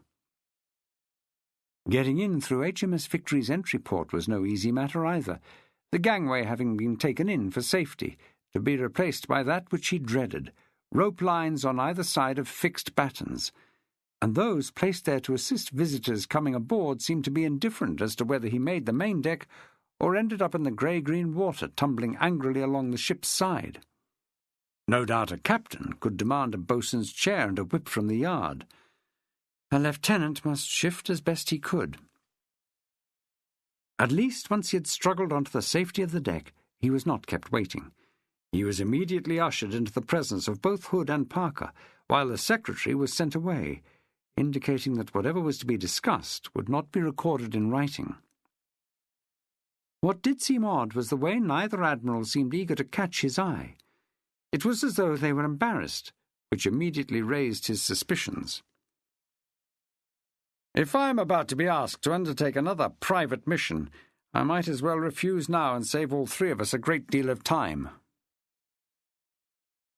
"You know, Pearce," replied Hood, finally looking directly at him, "I don't think I have ever met your like."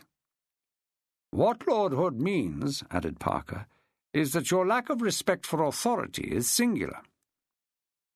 "Which stems from the fact that I, unlike every other lieutenant within your fleet, have no desire to seek advancement through your good offices. Given the way they grovel, you have become too accustomed to sycophancy to understand independence of mind." "Tell me, Pearce, what is it that you would most like?" That required no thought at all, and the reply was swift. "I want to go home to England, taking with me my friends, and I would like to do so with the evidence necessary to bring a case against Ralph Barclay." Parker smiled at him, but it was the look of a cat who had just got the cream. "And here you are in the presence of the only people who can give you what you seek, which," Hood growled, "might induce a small display of good manners." He turned to talk to Parker, doing so as if the subject was not present. "It is in the blood, Parker. This stripling is his father's son. The only thing they respond to is chastisement, preferably in a prison." "A little honesty would not go amiss," John Pearce snapped. Hood ignored him. "The papers, Parker." Staggering over to a footlocker, for the flagship was moving a great deal on the swell, Parker retrieved a bundle of papers tied with a thick red ribbon, which Pearce suspected were the records of Barclay's court-martial. These he laid on the table in front of Hood, well out of arm's reach of the man most keen to examine them. Hood untied the ribbon and took a single sheet from the top, passing it over for Pearce to read. "This is my confirmation of the sentence passed by the court, namely that Captain Barclay be reprimanded for poor judgment, etc. I need not go on, you know the rest." Pearce looked down at the lines of writing and felt his mood sink a little as he saw the confirmation of Barclay's risible sentence. "Read the last 2 paragraphs, Pearce, before you damn me." That he did, to see that Hood had finished with a bit of equivocation. "I beg also to inform your lordships that under the pressure of overseeing the defence of Toulon, I was obliged to place this matter in the hands of Vice-Admiral Sir William Hotham, and he was most assiduous in choosing those officers designated to sit in judgment of Captain Barclay, a list of which is attached to the court records, as is the name of the prosecuting officer appointed by my second-in-command. I cannot help but feel that, given the charge, and having in mind the needs of the service, both he and the court viewed the alleged offence in an over-sympathetic light. Yet I would also add that to find any group of captains who would condemn an officer of the same rank is never easy, even if the charge levelled has some basis in fact. I am your, etc., Samuel Lord Hood." There is not an officer born, Pearce, reading that paragraph, then turning to the list of captains, or knowing the booby Hotham appointed as prosecutor, who will not know that the whole thing was rigged to get a specific result. John Pearce looked the Admiral right in the eye. "Then why not come right out and say so?" "The Navy does not work like that, Pearce," said Parker. Seeing the man he was addressing swell up to condemn the institution, he raised his hand to stop whatever Pearce was about to say. Lord Hood was obliged, for very sound reasons, to commit himself to a confirmation prior to the court-martial taking place. "I am not much given to speaking in my own defence," Hood insisted, "but the needs of securing the port took precedence over a minor matter like this." "It may be a minor matter to you, sir." "Damn it, Parker!" Hood cawed, his face alight in false shock. "The sod actually called me sir!" The flash of humour did not last, the thick grey eyebrows closing over that prominent nose. "I needed to get those damned French sailors out of Toulon, and that required Hotham's support. Letting him arrange Barclay's court was the price, and if you ever repeat that, I will deny ever having said it." Parker, ever the diplomat, cut in with a softer tone. "I feel the need to explain something to you, Lieutenant Pearce." "Like what, sir? That expediency overrides obligation?" "Like this, sir. If you wish to bring a case for perjury against Captain Barclay, it will have to be done in a court of King's Bench, for the Admiralty Court will not touch this with a barge pole. What Lord Hood has done is to warn them against the notion of defending the action with all the means at their disposal, which I can assure you are considerable, especially when a verdict unfavourable to the service may besmirch the reputation of a very political admiral like Sir William Hotham."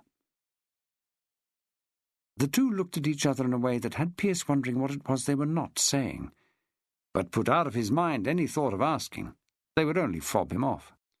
Hood spoke again in a voice with a trace of weariness. He was not often obliged to explain himself to mere lieutenants, and the need to do so was obviously tiresome.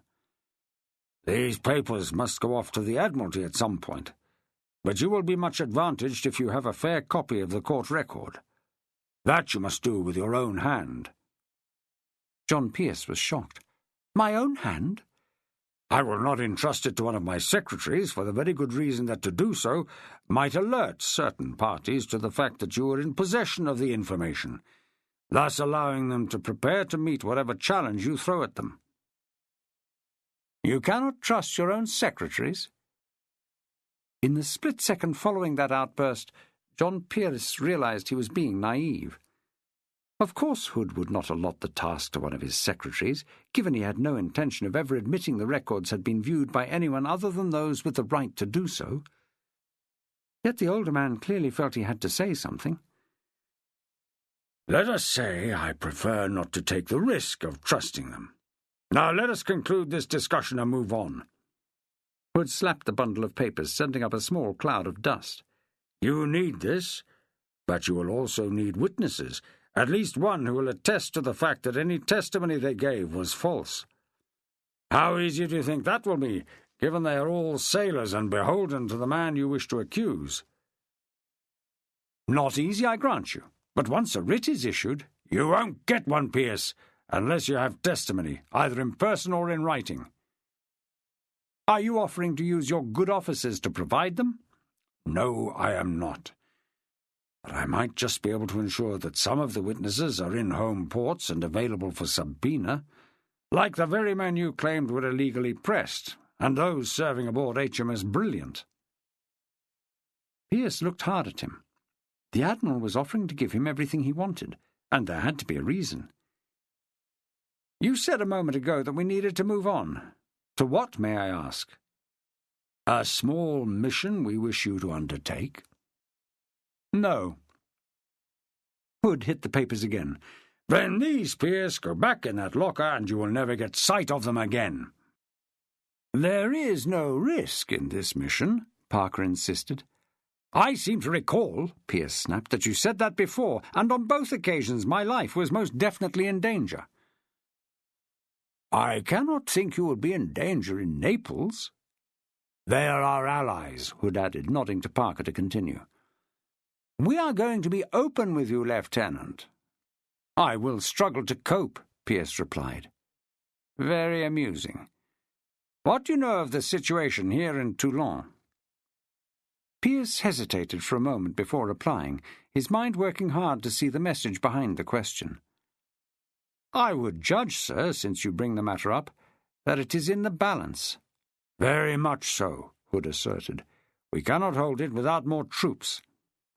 It is the cannon, Parker continued. We lack the means to push back the French artillery on a front broad enough to secure the anchorage.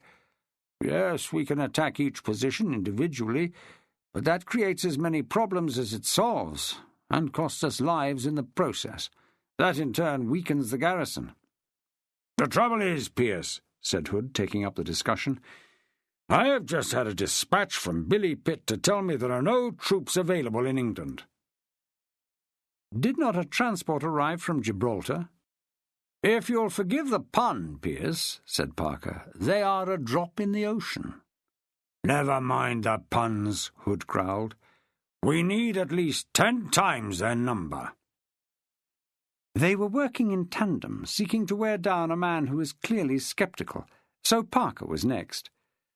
The Austrians have promised troops, but they show no sign of ever arriving. The Spaniards claim to be fully committed, and our Piedmontese allies must defend their own lands from the French army in Italy. The nearest reinforcements who could move quickly to shore up the defences are in Naples, and they have already supplied a substantial body of sound troops, 5,000 in number. If we can get their Sicilian majesties to dispatch the same number of men for a second time, we can frustrate the French until doomsday. And given time, Hood added, perhaps our political masters will see that the place to fight the monster hatched in Paris is here. They kept talking, giving Pearce an overview of what was a clearly serious situation and one that threatened to get worse. A forward-thinking fellow called Bonaparte had taken over command of the artillery and was showing an alarming degree of enterprise, despite suffering casualties, in the placing and working of his guns. The defenders needed a general assault along the whole eastern sector to push General Carteau's forces back towards Oleul, on the main road to Marseille. Hold them that far out, and the port was safe. Let them progress as they had been, and this Bonaparte would render the anchorage untenable before Christmas. The trouble is, Pearce, that we do not want our allies to know that no troops will be coming from England. Given that knowledge, and drawing the conclusions which are obvious, they may decide they need to look to their own safety. Pearce looked at Parker, wondering if the captain of the fleet realized what he was saying. These two had a plan to keep their allies in the dark. Hardly the right way to treat those prepared to support Britannia. A written request to the Neapolitan court is out of the question. I could not write such a dispatch without informing them and asking them to concur and sign it. The request, therefore, must be a private one and carried by human means. Me? You, Hood nodded. Why? Surely you have an abundance of officers who can do this with the required discretion. Let us just say, Lieutenant Pearce, Parker responded in a rare burst of honesty, that we have few officers on whose discretion we can insist. Hood spoke next. You, or rather HMS Farron, will be given dispatches for Commodore Lindsay, who is at present on his way to Tunis with orders to make an agreement, whatever the cost, with the Bey of that troublesome state. On your way you will stop at Naples, require the ambassador there, Sir William Hamilton, to get you access to Queen Caroline. Why the Queen? The King is an idiot, Parker replied. It is she who runs the country. And, Hood added, given she is sister to Marie Antoinette, her attitude to the defeat of the Revolution is, to say the least, robust. Once in her presence, you will deliver a message I will dictate to you, laying out the difficulties we face. I hope that you will be so persuasive in your submission, more troops will be made available to us. You are to tell no one of this, Pearce, Parker insisted. Not even Lieutenant Digby? Especially not Digby. Then I am at a loss to see how I can get to see the Queen of Naples without him, and without some explanation. I agree such a thing will require a fertile imagination, said Hood, deliberately laying his hands once more on the court-martial papers. But I am sure that is one attribute you possess in abundance. Enough eyebrows were raised when you sent for me this very morning, Lord Hood." The Admiral ignored that. "Once you have delivered your message, your ship will take on the dispatches to Tunis. Having delivered them, you will return via Naples to inform me of Queen Caroline's decision." "On your return," said Parker, "and regardless of the outcome, you will be left alone with a quill, ink, and those papers." "I was promised to look at them before." "Not promised, Pearce," Parker replied smoothly, his round face bearing that satisfied look which Pearce found irritating. "Let us say it was alluded to. This time is different. Once back and your fair copy made, you will then be sent home with your companions, and I, for one," barked Hood, interrupting, "will not miss you." "I can assure you, sir," Pearce replied in a like tone, "the feeling is entirely mutual." "Captain Digby's orders will be sent over within the hour, but you are to say nothing that alerts him to the real facts. Now, do we have an agreement?" Pearce took his time, making it appear as if he was examining possible alternatives. But there were none that he could think of that would solve the very obvious problems already outlined by these two scoundrels. His own resources were limited. They held all the cards, something of which they had been aware before they ever sent for him. As a last-ditch effort, he said, "I'm not sure I can trust you." If he'd expected protestations, he was sorely disappointed. Hood actually smiled, showing yellowing teeth. "But you have to, do you not?" He then shouted for his senior secretary, who came quickly enough to take the letter Pearce had been allowed to read. "The letter to Admiral Hotham, telling him I have confirmed the court-martial sentence on Captain Barclay, can be sent over." "Now, Mr. Pearce," Hood growls as his secretary departed, "let us rehearse what it is you have to say to Queen Caroline." The complexities of that message, and there were many, were running through Pearce's head as he was ferried back to his own ship. That mixed with mental lists of who he could name to bear witness against Barclay. He thought of the man's wife, until he recalled that she was debarred from testifying against her own husband, though that did not completely kill off the notion of asking her, given her reply would be of much interest. There was the aforementioned Midshipman Fairmelow. He had been present at the actual event, and the lad seemed honest, so honest that Barclay had made sure he was sent away. Martin Dent would do anything to help him, he knew, as would Brilliant's boatswain, Robert Sykes. But what pleasure it would be to get some other people in the dock. Barclay himself, of course, and that little toad Toby Burns, who had apparently fabricated a whole ream of evidence to an impressment at which he had not even been present. There was the bully Devereux, devoted to Ralph Barclay. He needed to learn that blind loyalty to a man like that had a price. And Kemp, the rat-faced creature who had been the most consistent to the Pelicans in his threats of violence. Finally, there was Cornelius Gerson. Put him in the dock, intimate he was in danger, and he would betray Barclay with the same alacrity with which he betrayed everybody. Thinking on him and his character, or lack of it, John Pearce had a sneaking suspicion that he would find a way to come out of any trial unscathed. What could he say to Digby? That his superior would be curious, he did not doubt. Elevated people like Hood did not send for the likes of John Pearce without a good reason. And there and then he decided he had to be honest. Never mind what those two buggers had said about discretion. Henry Digby was a man he liked, and a man he trusted. Being open on board ship had its risks. It was a damn sight smaller than most, but the same level of outright nosiness was present in his vessel as it was in any other. It required Pearce, once he had come back aboard, to sit very close to Digby and speak in a near whisper, and also to hold up his hand every time the other man looked likely to pose a question.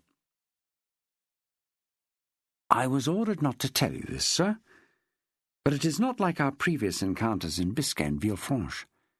I cannot in all conscience see how to do so without myself telling you lies, and that I'm not prepared to do. I thank you for your confidence." Wondering at the look on Digby's face, Pearce added, "It would probably be best to put out of your mind everything I have said." "Something has become plain to me, Mr. Pearce." "And that is, sir?" "It is this," he snapped, "that my continued command of this ship is entirely dependent on you." "I think you are here because you deserve it, sir." "No," Digby insisted. "You forget we first met when we were both serving aboard HMS Brilliant." "How long ago that now seems." Digby gave a rather forced smile. "I recall you were disrespectful to me, just as I recall being unsure what to do about it. But do you not see? This is different. I was sent away to the Bay of Biscay for the very same reason as the likes of Fairmelow. As a lieutenant serving under Captain Barclay, I would have been able to testify that what was being said was not true." "Then maybe I will call you as a witness at his trial." "Please don't, Pearce," said Digby sadly. "I fear my association with you would already have done my career serious harm, and this secret mission to Naples will not help. And before you chastise me, which I can see in your expression, please recall that, unlike you, the King's Navy is all I have." "Boat coming alongside, Captain," called a voice. "From the flag."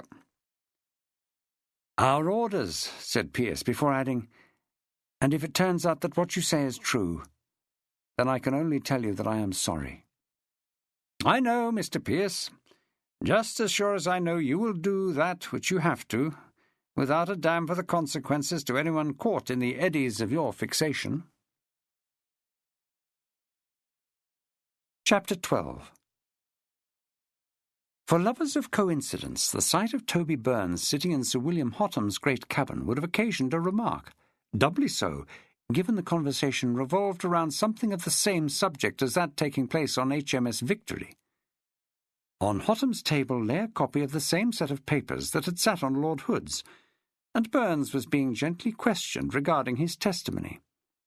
The cabin was not excessively hot, but he felt a bead of sweat trickling down his back, and the knot of anxiety in his gut testified to the fact that he was well aware of his predicament. He knew the extent of his lies, just as he knew he was trapped between two forces, neither of which he could withstand. The looks he had been subjected to in the gunroom on receipt of the summons ranged from anger, through wonder, to envy. For an admiral to notice a mid who was not a relative was exceptional. To witness one called to attend upon the great man for a personal interview was close to being unheard of. His first day and night in the berth had conformed to every hateful thought Toby Burns had harboured. The most senior fellow, who occupied the top of the table at mealtimes and bullied with impunity, was in his 30s, a crude-mannered, grizzled bugger who knew by now he would never make lieutenant, and only stayed aboard ship in a position which was unpaid because he got regular food and purloined his wine from younger midshipmen with private means. And then there was always the prospect of some great fleet action and a sufficiency of prize money which would allow him to set up ashore. The rest varied from a brace of meek creatures less of an age than himself to seniors a lot older, through all the grades of society. The sons of dockyard officials keen to see their family advanced by a successful sailor, a trio who confessed to being the offspring of minor clergy, others from farming stock or trading families, and one right honourable of remarkable stupidity. All were connected in some way with the service or with a naval officer who had an association with either the flagship's captain, a relatively junior officer, or Sir William Hotham himself, and that was the reason they were serving aboard.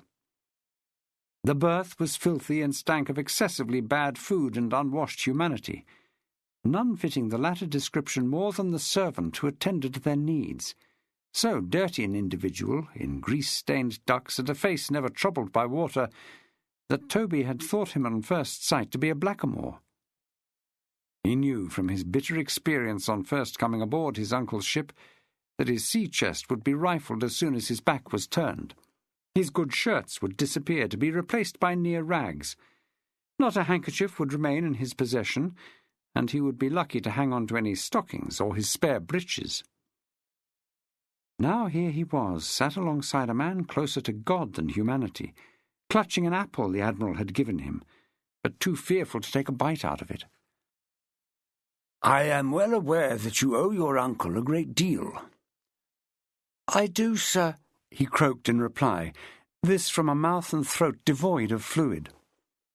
Hotham made an impatient gesture, as though he had breached some deep obligation, and called for his steward to fetch some wine. "Forgive me, young fellow, for not anticipating your need for a drink, though I dare say if you were to essay a nibble at the fruit in your hand, it would ease matters somewhat." Toby raised the apple to his lips and took out a great bite, alarmed at the sound of crunching so loud in the prevailing hush. Hotham was just looking at him, his pallid face and pale blue eyes devoid of expression, as though waiting for something to happen. Once Toby had consumed his mouthful, he broke the silence. "I had no idea when I invited Captain Barclay to transfer you that you are something of a hero." The mention of that did nothing to cheer the boy. Toby had long ago come to the conclusion that his supposed exploits on the Brittany shore had ceased to be an unmitigated blessing and were becoming something of a burden. Arriving back in England with a ship recaptured from the French so soon after the outbreak of hostilities with the old enemy had seen him treated as a person of special importance. Hotham was not the first admiral with whom he had dealt. He had met a number of these creatures eager to congratulate him, all of whom terrified him, before returning home to a welcome from half the town of Frome. So much was made of his exploit he had found it impossible to deny a return to duty, when what he really wanted was to stay ashore and never see the 'tween decks of a ship of war again. In his growing dislike of any mention of the subject, of course, there was one thing he had quite forgotten: how he had originally indulged himself in the warm glow of the praise heaped upon him, such adulation being something he had never enjoyed in his young life. The whole affair had, at the time, gone to his head. He had begun to believe the myth, only to come crashing down to earth when the true hero of the occasion, a man he never thought to meet ever in his life again, hove into view. "It was much exaggerated, sir." "Come now, lad. No modesty is necessary here. You behaved in a gallant fashion, especially given your youth. I would be glad, however, to hear the tale from your own lips." Terror replaced anxiety. Did this man know the truth? Toby could not be sure he had not somehow been told, so to recount the tale as it had originally been reported, with him bravely taking command of the marooned seamen and effecting a daring escape, might dig for him a pit from which there would be no escape. When Toby failed to respond immediately, Hotham said, "I suspect you find it hard to speak in the presence of someone of my rank. Yet you forget I started out as a midshipman, though it is hard to think that it was 40 years ago." "Really, sir?" Toby replied, not sure what else to say. Hotham became more wistful as he continued.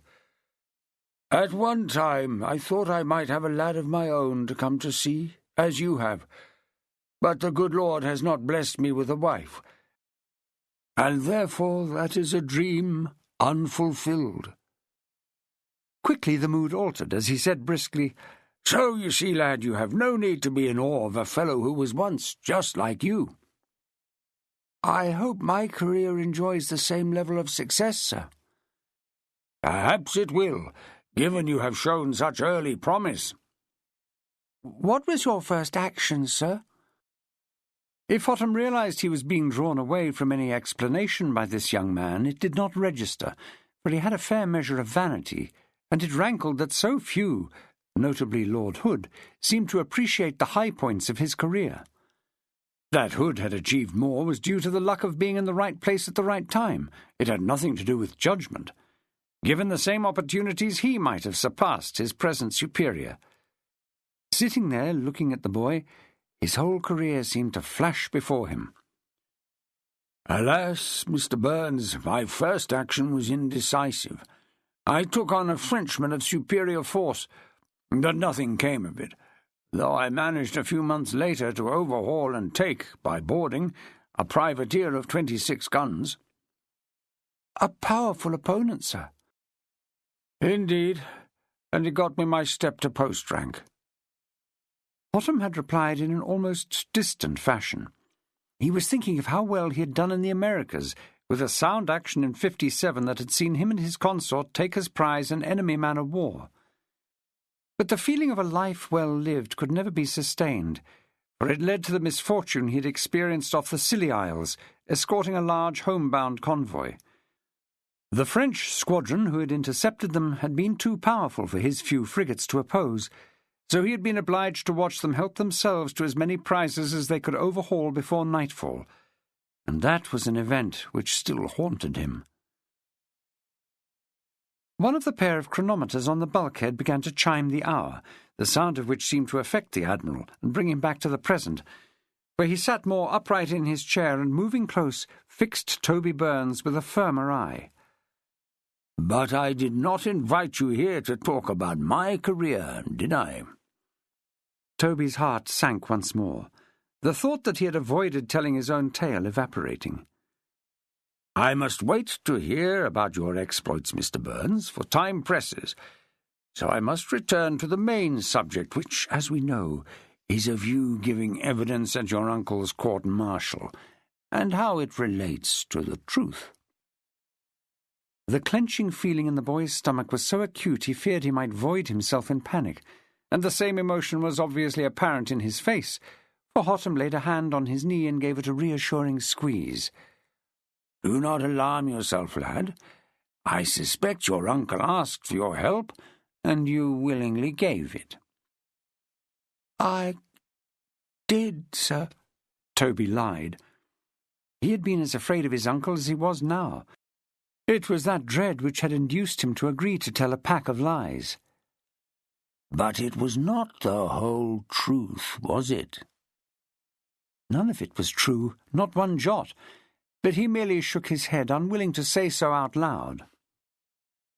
Hotham took his hand off Toby's knee and sat back, both hands forming an arch below his lips, with the boy noticing, only from the diminution, the heat that physical contact had engendered. Unbidden, his mind was filled with other thoughts, about the choirmaster at his local church, who was much given to fondling, and the stories which circulated regarding one of the masters at the school he had attended. Then there were the sly hints and goosing made by some of the older mids, which he never knew how to take, as ploys to make him worry, or genuine suggestions. The silence that followed seemed to last for an age, with the older man clearly once more lost in thought. Finally he laid his fingertips on the edge of the table, Toby now taken with the neatness of his fingernails. "You have been candid with me, Mr. Burns, and I am appreciative of that." "Thank you, sir." Hotham nodded. "Tell me, how are you finding life in the gunroom?" Even if the change of subject had not caught him off guard, there was only one answer to such a question. "Splendid, sir. You are blessed with a fine set of fellows." "A set of rogues, more like." "Sir, There's no need to seek to hide the truth, boy. Did I not say I was a mid once? I know what the life was like, and nothing will have changed in the meantime. Now, truthfully, how do you fare there?" Suddenly Toby Burns's face collapsed, and he was clearly near to tears. No one had ever asked him of this before, with the slightest interest in the reality, not his mother or father, his aunt or his uncle. "It is hard, sir." Hotham nodded. "I, too, found it so, for I was a sensitive child. Yet I survived, as you will. But rest assured I will make it known that you are under my personal protection, Mr. Burns, which I suspect will ease your life considerably." The feeling of misery disappeared as quickly as it had formed. That was a message which would see him left in peace. In fact, it might be one so powerful as to make him cock of the gunroom walk. No one would dare go near his sea chest. "Thank you, sir." "You may return to your duties, Mr. Burns," Hotham said, looking at his chronometers again. "We will return to this subject when I have more time." Toby stood to leave, and, unsure what to do, he gave a slight bow before turning away. He was at the door when Hotham spoke again, which forced him to face the Admiral once more. There was a firmer look to the man's face now. "One thing, Mr. Burns. When I ask you to come here again, I would like you to tell me precisely what your uncle induced you to say on his behalf, as well as the facts of the matter. I take it you will be willing to oblige me." Toby Burns was not the brightest of boys, never had been, but he was quick enough in regard to his own well-being to see the import of those words. The protection recently offered could just as easily be reversed, and if that happened, his life would be a damn sight more miserable than it was now. "Yes, sir." End of CD 5. CD 6. Ralph Barclay was at a loss to know what to do. His wife had gone, and he suspected the only place she could have fled to was Lutchens's hospital, but that knowledge did nothing to solve the problem of how to deal with the matter. Should he take a party of seamen over there and fetch her back by force? Should he go alone and seek a private interview in which to explain and seek forgiveness for his behaviour? Should he indeed even think of apologizing for taking what was his by right? He knew in his heart that the same level of drink, which had made him behave as he had, was the reason he had missed her nocturnal flight. He had slept like a log, which had allowed her to vacate the cabin unnoticed. But she must have been seen leaving the ship, and in doing so at such an hour would have set tongues wagging even more. He had to get her back somehow. There was her clothing, most of which was still in her quarter-gallery cabin. She must come back for that. And when she did... As the various solutions flitted through his mind, he could settle on nothing, and in the end that was what he decided to do. Emily must be given a chance to see sense. She was alone in a foreign port with no means of support other than him, and she could in no way get passage on a ship returning to England without his help. If these facts were clear to him, they must become equally clear to her, and once they did, she would see the sense in returning to her proper estate. "Enter," he called as the soft knock sounded on the door. Opening it, Lieutenant Glaister raised his hat, which only served to accentuate his skeletal facial features. He was all well-defined bone, cheeks, nose, and jaw, with a sizable thin-lipped mouth and wispy receding fair hair, which gave him a prominent forehead seemingly untroubled by eyebrows. Yet there was curiosity in the startlingly blue eyes, which left Ralph Barclay wondering if such an emotion sprung from the mere calling of this meeting, or had something to do with his marital travails. "Come in, Mr. Glaister. That is, if you have executed my orders." "I have, sir. There are marine sentries on the gangways leading to the poop, and I have instructed the man on the main deck that no one is allowed to approach within 10 feet of the cabin bulkheads." "Having moved him well away too, I trust." "Yes, sir." "Good. Please be seated while I fetch Gerson and the purser, and help yourself to a glass of wine." Those two were sitting in Gerson's hutch, with Shenton standing over them. Ralph Barclay indicated they should proceed to his quarters, and once they had passed he spoke to his steward. "No one to pass this way, Shenton, do you hear? I don't want any nosy bastards wondering what's afoot." "Aye, aye, Captain. Captain—" Shenton could not bring himself to say Mrs. Barclay, but his meaning was obvious. Given the need for reconciliation, on whatever terms, barring Emily from her own quarter-gallery would hardly serve to ease them. "If my wife seeks to get to her quarters, come and get me, but for no other reason." Back in his cabin, Ralph Barclay got everyone seated, poured himself some wine, and sat in his own chair.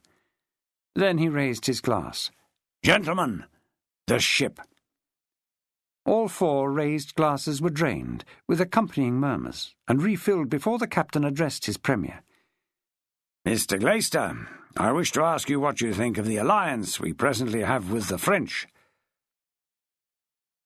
"I am from the Scottish Highlands, sir," Glaister replied in his precise lilt, "so the notion of a French alliance is not as strange to me as it might be to others." Yet? The two men exchanged a direct look, which Ralph Barclay hoped would convey his desire to hear his first lieutenant's true feelings. "Am I allowed to speak freely, sir?" Ralph Barclay deliberately glanced at the skylight. "Why, Mr. Glaister, do you think I have gone to so much trouble to avoid being overheard?" "Well, sir," the Premier responded, pausing before continuing in a way that made his superior tense, even though with this fellow it was habitual. "I cannot see the sense in not taking the French ships of war under our own hand." "Lord Hood feels we lack the hands to man so many vessels. The whole fleet would be so short-handed as to render it useless." "Then, sir, it would be best to either sink or set on fire those we cannot sail away." "Hear, hear!" cried the rotund little purser, that accompanied by a couple of flat-handed blows to the tabletop. A glare from Ralph Barclay prevented the third. "Go on." "Lord Hood has said he has taken the French vessels in trust, which means if the revolution falters, and we must pray that it does, they will be handed back to a nation which may once more become an enemy. That, sir, borders on madness." "Then I am here to say, without equivocation, that I agree with you." "Thank you, sir." "I also wish to bring you into a matter which must be handled with discretion." "I take it," Glaister replied in his slow and infuriating manner, "you are referring to the stores being brought aboard." "You know about them?" asked the purser. "It is my job to know." Ralph Barclay smiled. "I said you would not miss it, Mr. Glaister, if it is of any comfort to you." That got a nod, but the man said nothing. "I dare say you wonder from whence they come." "They could only be from the Toulon arsenal, sir, given the barrel markings are in French. What is singular is the quantity." "Mr. Glaister, I have to inform you they are not being acquired in a manner of which those in authority would approve." "I would have more interest in the reason for their acquisition, sir." "Gerson," Ralph Barclay said. He had no wish himself to talk about a matter bordering on outright criminality. "The intention, sir, is, at a given opportunity, to sell them." Six eyes were on Glaister's face, for this was a moment of truth. Barclay had called the three men to his cabin just for this moment. He had occupied Glaister's position, and he knew it was near impossible to get much by an efficient Premier. The man had seen things untoward, and had said nothing. He had waited, which was a positive sign to his captain, an indication he could be trusted. "I take it, Mr. Glaister, the notion does not disturb you." "I can see no harm in it, sir. These stores are not those of His Majesty King George. I am, however, in no position to facilitate their movement. I assume that money is changing hands." "In other words, you cannot invest?" "No." "Even if you are most certainly due a sum of prize money?" That brought the habitual look of petulance to Gerson's countenance. He had not been aboard when Ralph Barclay retook a recently captured Levant merchantman off a Barbary pirate. Given it was sailing back from the east and fully laden, it would be worth a mint of money, none of which would come his way. The only saving grace for Gerson was that one of Pearce's Pelican friends had been lost overboard in the engagement. "I fear every penny of that will be needed by my family, sir. I doubt you appreciate how hard things are in the west of Scotland." "Then you will be pleased to know I do not require any input from you. This is a venture I am happy to fund myself." In telling that lie, it was essential to hold Glaister's gaze, and equally so to avoid catching that of Gerson, the only other person who knew it to be untrue. "Naturally, that affects the level of reward." "All I can say, sir, is this. I am being offered an inducement for no more than the use of the blind eye." "That is correct, Mr. Glaister." The Premier looked round the others, at Gerson, who looked businesslike, at the purser, who appeared well satisfied, wondering with what they had been bribed. The same as him, he reckoned, a share of the profits with no need to dip into his own resources. He took time to weigh up his situation. He was a first lieutenant on a frigate, a long way from any chance of being made post by the normal channels. A stroke of luck could see him promoted to master and commander. A successful single-ship action might raise him even more. But it was an imprudent fellow who relied on Providence for advancement. At even his best calculation, it could be years before he got his own ship, and several more before he got his step onto the captain's list, for he lacked the kind of patron, some great Scottish feudal magnate, who would see to his rapid elevation. In truth, was what Ralph Barclay about really so reprehensible? He was not stealing from his own king. Was it not that his captain had seen an opportunity quicker than his peers? It was the money which decided him, a sum he could keep to himself rather than sending back home to support a large brood of siblings and an improvident parent who clung to worthless land. The silence engendered by the cogitation had lasted so long, he wondered how the others had managed not to breathe. But they did when he said, "Then, sir, only a churl would refuse." Good. Chapter 13. The weather had changed for the worse. Low, scudding clouds, a heaving sea whipped up by a strong mistral, and that complemented a gloomy atmosphere aboard, which stemmed from the captain of the ship. Henry Digby was such an equable fellow that his closed-up mood of the last 48 hours affected everyone. When he appeared on the quarter-deck, he merely acknowledged the raised hats of whoever had watch and wheel, yet spoke with no one. Having examined the slate bearing course and speed, he then moved to commandeer the windward side of the ship on which to walk, as was his prerogative. After a silent quarter of an hour, he went back to his cabin. The crew could not work it out. They knew something was wrong, but not the cause. The master, Neame, was old enough to ignore it, but young Harbin was at a stand how to respond. The person who suffered most from the lack of communication was the man who suspected he was the cause. "The trouble is, Michael, I can do nothing to change matters." "Jesus, John boy, the man is old enough to care for himself." Finding a place to unburden himself was not easy on so small a ship. His excuse to inspect the gammoning on the bowsprit, given it was taking a pounding from the sea, was just that, a chance to get as far away from ears as he could, with really the only person in the world he trusted absolutely. "I would be thinking, if I were you," O'Hagan added, "that what cannot be changed must lie as it likes. If I succeed in this mission and we are sent home, it is unlikely to be in this ship, and once I'm off the deck I can't see Digby keeping his place. He's too junior, and I would wager what he has enjoyed so far has made him an enemy of every one in the fleet who thinks they have a better claim to promotion." "You did not bring this about. That was done by others." "True, but I think our esteemed superior blames me." "Then put him straight, John boy." "And wound him even more by telling him a truth he already knows?" O'Hagan grinned and looked up from where he'd been tugging with the lever on the thick ropes that bound the bowsprit. "Sure, you're a bit of a mix and no mistake. Barclay you would shoot on sight, and half the navy, I should not wonder. But someone you like. He has been good to me, Michael, helping me with mathematics and seamanship." "To what purpose, given that you want nothing more than to be away from this?" "To make me less of an embarrassment." "Waste of time, would you not be saying, John boy?" Looking into that square face and the huge grin, John Pearce could only agree, as a cry from the masthead had him heading back to the quarterdeck, as first one sail was sighted, then 3. By the time that had been established, Henry Digby was on deck, giving orders to close.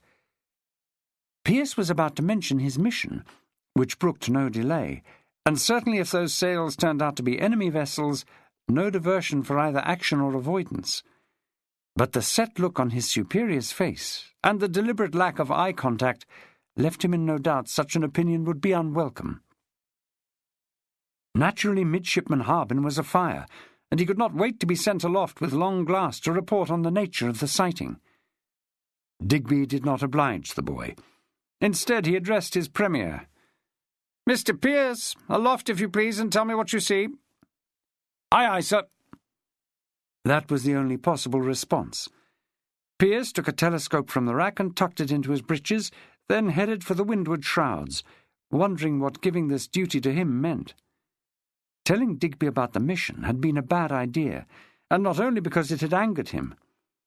If he did not know what the likely reward was to be, it would not take a genius to guess. He was on his back and working his way past the mainmast cap.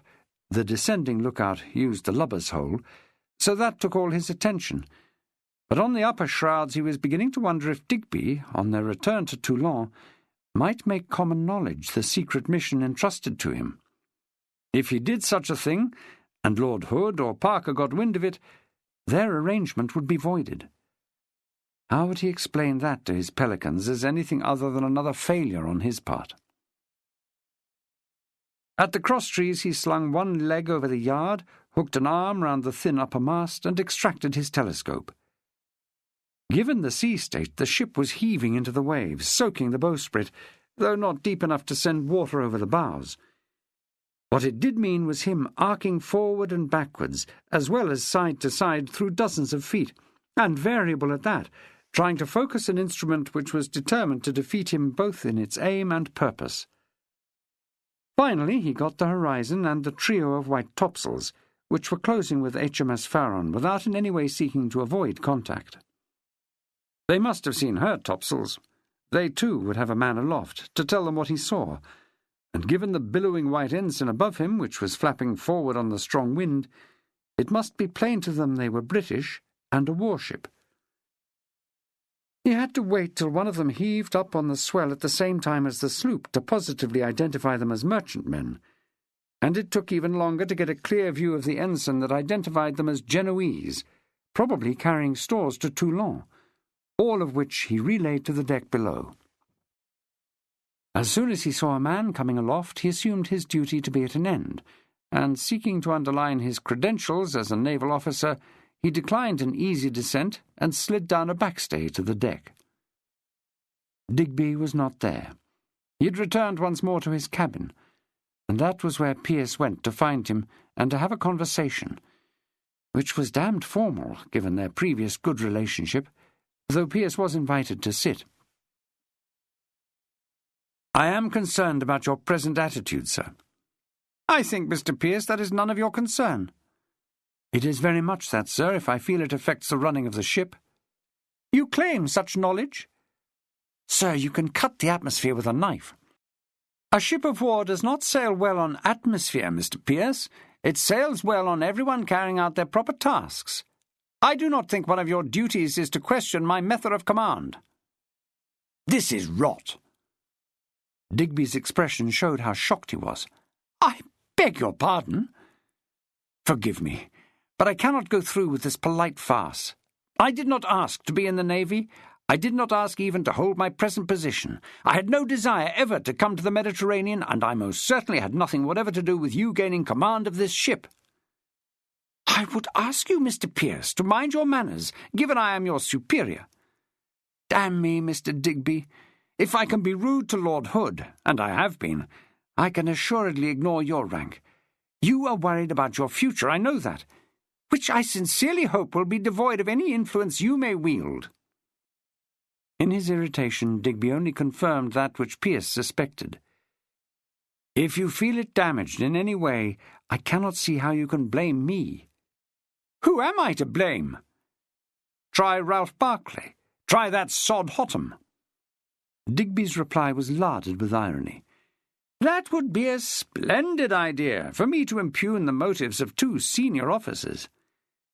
I think you have done enough to ensure professional suicide for me without recommending my using a shovel to dig deeper the hole I am in." He held up a hand, and reluctantly Pearce abided by the injunction to hold his tongue.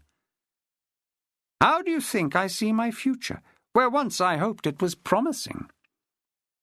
You cannot know what the future holds. I can guess, Mr. Pearce.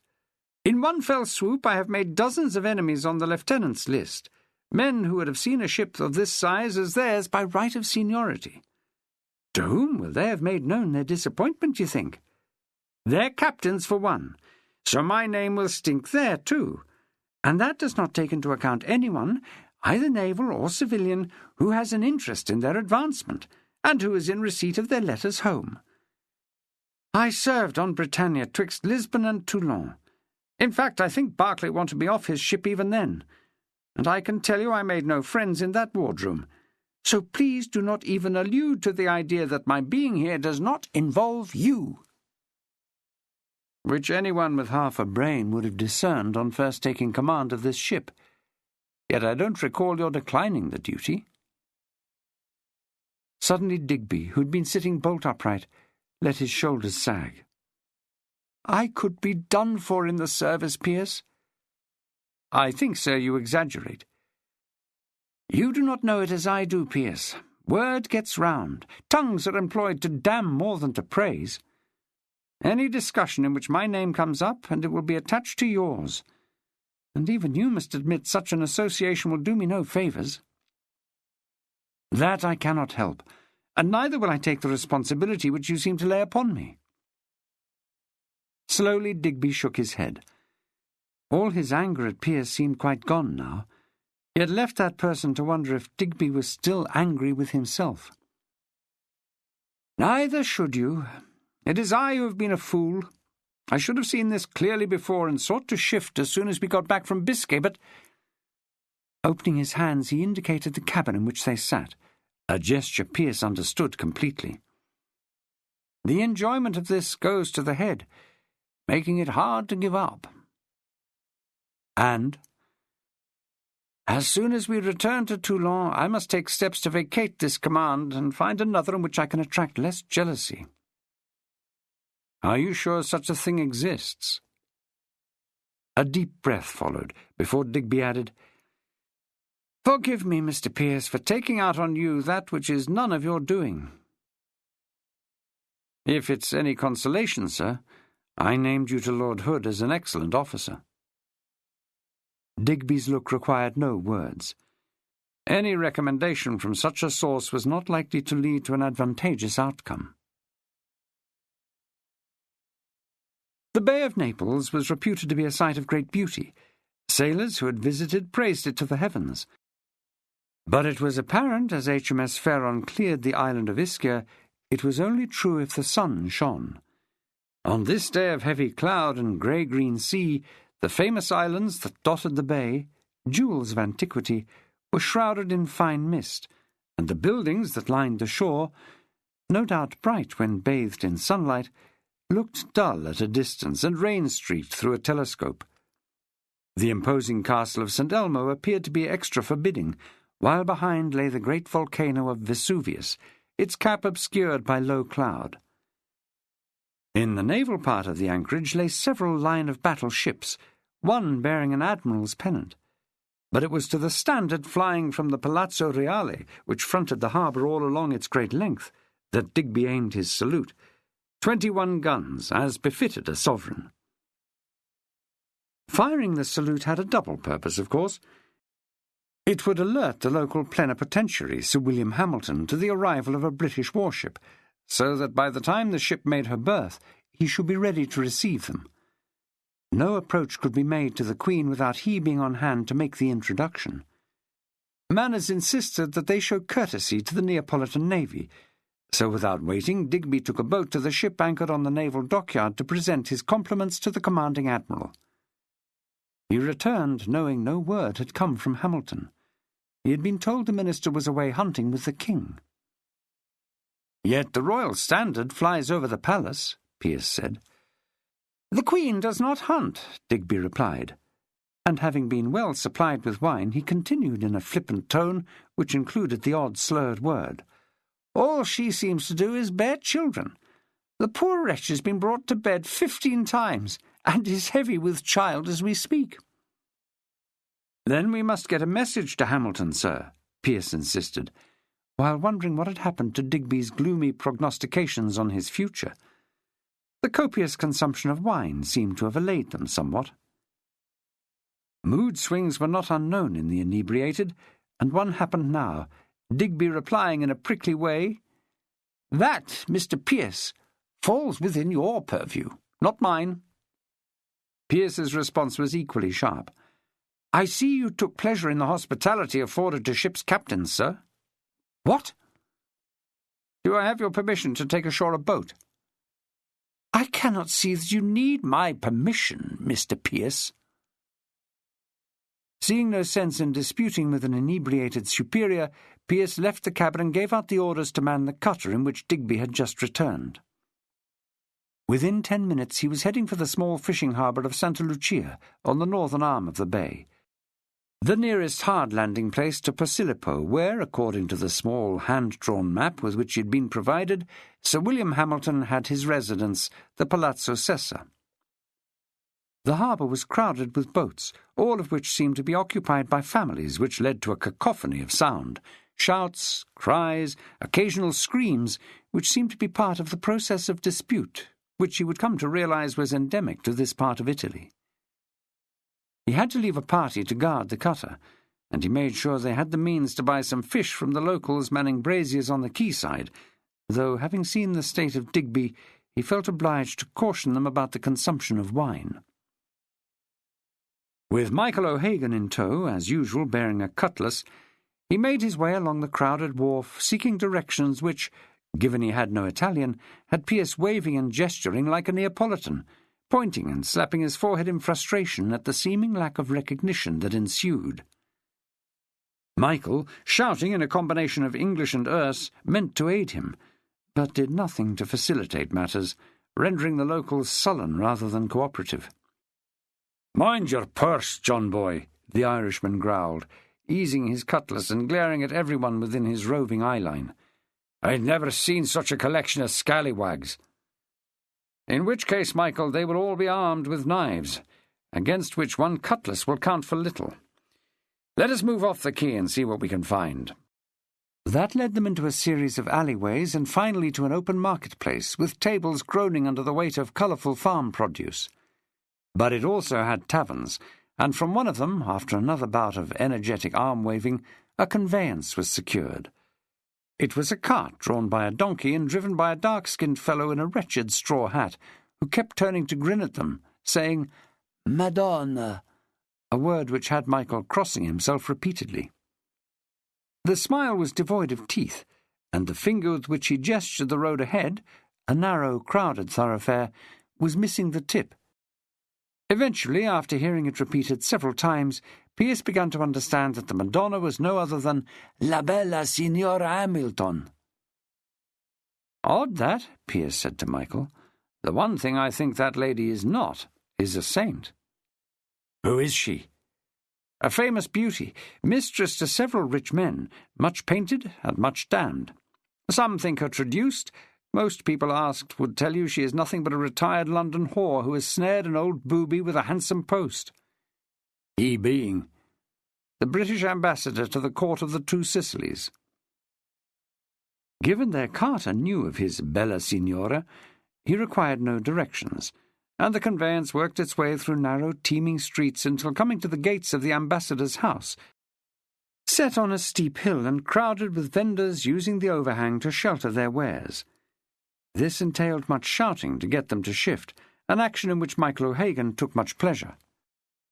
To enter the courtyard of Sir William's home, the Palazzo Sessa, once the large wooden doors were closed behind them, was to find themselves in a different world.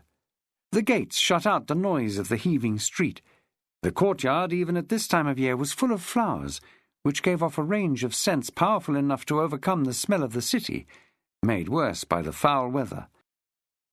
Drying horse dung, a humanity singularly malodorous, though that was leavened by the smell of food being cooked, which seemed to emanate from every open window they had passed. It was necessary to ask for the way to the Hamilton apartments, for Sir William did not occupy the whole palazzo, and once found, the fellow who responded to their knock on the door did so with a gravity which was almost theatrical in its manner. Pearce reckoned the wearing of a naval boat cloak clearly established his credentials. The liveried major-domo, for that was what Pearce suspected him to be, seemed to think of him as some miscreant seeking charity, and their exchanges were not helped by his heavily accented English. Fearing a rebuff, the situation was saved when a clear, if gravelly, voice spoke behind the fellow in clear English. "What's going on, Filippo?" The major-domo turned in that stiff way superior servants do to reveal a squat woman in a mob cap, wearing both a full-length apron and, at her waist, a large set of heavy keys. Her face had traces of faded beauty, of features once fine, which had become coarsened through age. "Visitatori, Signor Cadogan." That at least laid to rest Pearce's first idiotic thought that this might be the famed Emma Lyon, gone very much to seed in a combination of matrimony and the warm climate. Fortunately, in turning, Filippo had revealed a fellow who had opened his cloak to reveal his uniform, and whoever this woman was, she knew a king's coat when she saw one. "You will be from that barkie that entered the bay this morning." An intriguing accent, Pearce thought, trying to place it. Being the son of a peripatetic parent, and having travelled the length and breadth of his homeland, he prided himself on being able to identify any voice he heard. "I am indeed from HMS Farron. Might I ask who I am addressing?" "Mrs. Cadogan at your service, sir, mother to the lady of the house." "It is Sir William I have come to see." "Ain't here, sir. He's at his hunting lodge, though a messenger has been sent to tell him of the arrival of your ship, as is the custom." "Will that bring him back to Naples?" She responded with a slight laugh. "I doubt it, sir. An English ship in the Bay of Naples is not to be remarked on, and when Daft Ferdy goes a hunting, naught is permitted to interfere." "I must see him." The smile was doubtful, though far from a sneer. "Must you now?" "I have a private message for him, madam, and it is on a matter of some urgency. If you can procure me a horse and a guide, I will happily ride out to see him."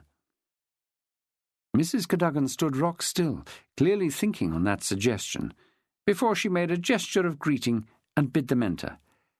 "Best you talk with my daughter, sir." Then she looked up at Michael, who, even standing 2 steps down, was taller than her, his station quite obvious by his seaman's ducks. "Filippo, show the sailor fellow to the kitchens." "Would I be after getting fed, lady?" Michael asked. "The cooks will look after you, big as you are."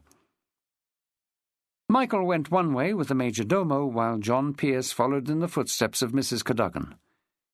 Climbing the stairs to the first floor, Pearce was struck by 2 things: the quantity of classical artifacts, busts, frescoes and urns, some damaged, most whole, which crowded the steps and landings, and, secondly, that behind them the walls were cracked and peeling. Clearly the palazzo was in some need of repair. The rooms he was led into when they entered the actual apartment were quite different, properly and expensively furnished, the walls covered in paintings of classical scenes, the floors highly polished, and the harpsichord music he was hearing of a high standard. The drawing-room, the last room he entered, overlooked the bay with a fine sweep of windows, which must have made it something extraordinary on a day when the sun shone. "Wait here, and I will fetch my daughter. Your name, sir, is?" "Lieutenant John Pearce." As she disappeared, Pearce was taken by the way the room was furnished, especially the numerous pieces of pottery which sat on the fine mahogany tables and sideboard. Closer examination showed them to be decorated with scenes from antiquity. But then Sir William Hamilton was a famous collector of P.2, well known for his many excavations at the nearby ruined Roman settlements of Pompeii and Herculaneum. But what caught his eye most was the large portrait of a flame-haired young beauty wearing a white scarf and looking wistful. Moving closer, he saw the signature in the corner of George Romney, and he was still examining that when the voice behind him spoke. "I believe, sir, you desire to see my husband." Turning, John Pearce found himself face to face, and undoubtedly so, with the girl in the portrait. The face was fuller, but still striking, the skin less translucent than the painting, Yet the figure underneath the loose garments, suitable for such a warm climate, was fulsome indeed. Most striking was the hair, a rich auburn dressed high to show a long alabaster neck, while a slight odour of lavender water touched his nostrils. Executing a slight bow, in which he confessed himself impressed, he said, "Lieutenant John Pearce, madam, at your service." That got him no more than a breath of a curtsy. "Lady Emma Hamilton." Chapter 14. Emma Hamilton was examining him with a slight yet confident smile on her face, the look of a woman who knew herself to be beautiful, yet there was no sign of the haughtiness Pearce had often seen in others blessed with the same gift. Her gaze, from engaging green eyes, was unwavering, without any hint of mood, which told him he was in the company of someone who had much confidence in her present position. In the voice he had detected the same accent as the mother, albeit less pronounced. The stillness was significant, as if she was prepared to wait to be appraised. But then it struck him. Lady Emma Hamilton was used to the stares of strangers. She knew of her reputation, and was accustomed to allow those she had not met before a moment to measure what they had heard against what they could see and hear. Faced with such an attractive creature, Pearce succumbed to what was, in a red-blooded young fellow, a natural train of thought, and he was about to pay her a fulsome compliment when they were interrupted. In the seconds in which they had stood looking at each other, the doors had been opened once more, and Mrs. Cadogan entered, followed by a servant carrying a large tray bearing wine and fruit. This was placed on a round table, and the servant withdrew. Emma's mother did not. "If we are to have guests for dinner, I will need to know." "I could not tell if we shall, mother, given that our handsome visitor has done no more than introduce himself." Pearce was good with women, especially those whom he found alluring. Emma Hamilton's words and manner were, he was sure, designed to fluster him into a nervous response, not from any malice, but just the natural element of a status game he had played often before. So he smiled and turned to indicate her portrait. "Lady Hamilton, I am so very pleased to meet you. I was just looking at the portrait, and seeing you in the flesh, I am much taken with the likeness." The green eyes flickered slightly, as if she was amused. "In what respect, sir?" "Why, I am amazed that, given it must have been painted some years ago, there is no dissimilarity between subject and depiction." "So you are telling me, sir, in naval parlance, that I have weathered well?"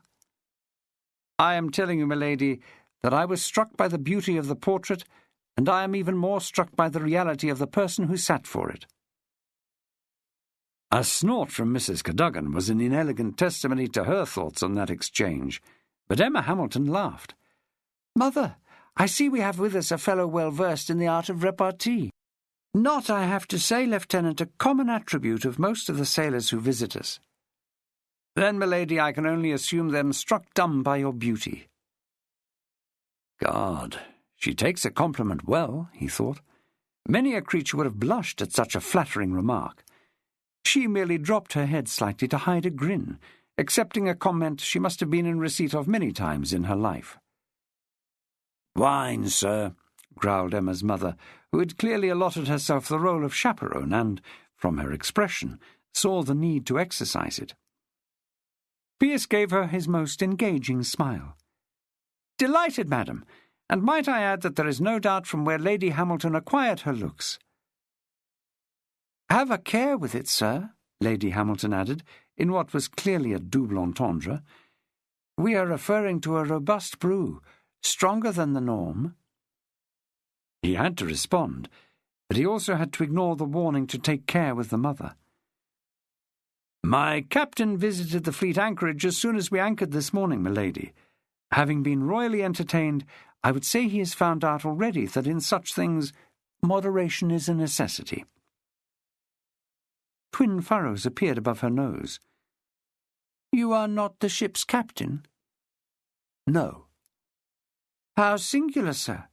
It is usual for the senior officer on a ship to present his compliments to my husband's office." "Which I am sure he will be delighted to do once he has recovered sufficiently." But I am here on a special undertaking, which is why I have called instead of he.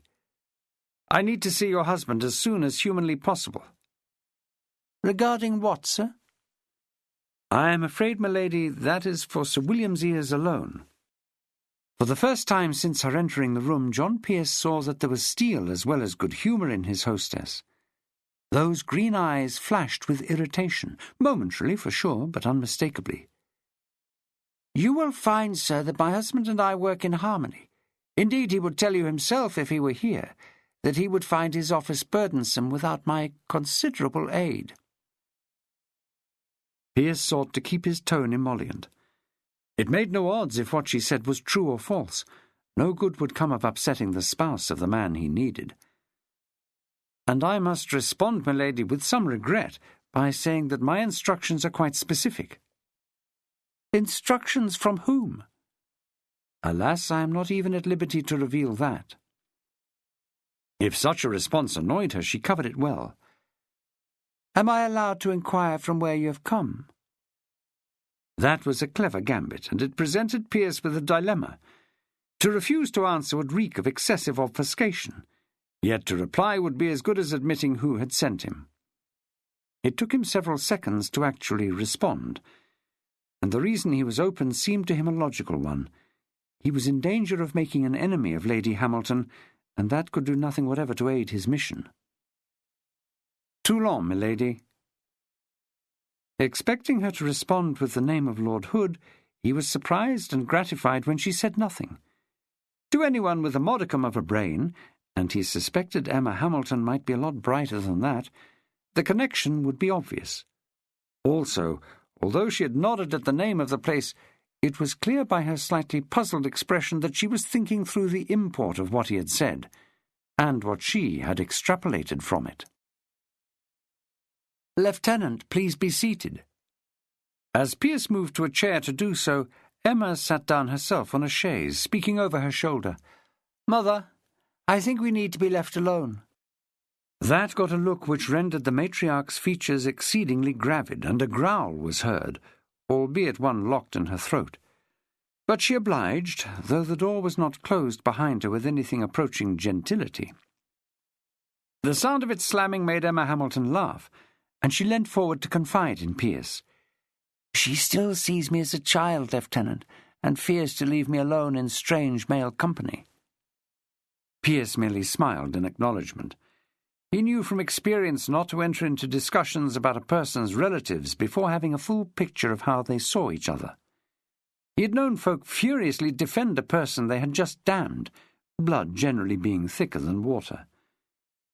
Not receiving any response, Emma Hamilton sat back and looked at him quizzically, and when she spoke, her voice had a hint of a flirt in it. "I see I shall have to work hard to draw you out, Mr. Pearce, given you seem reluctant to be forthcoming." His hostess could not know she had entered into a game in which her visitor was well practised.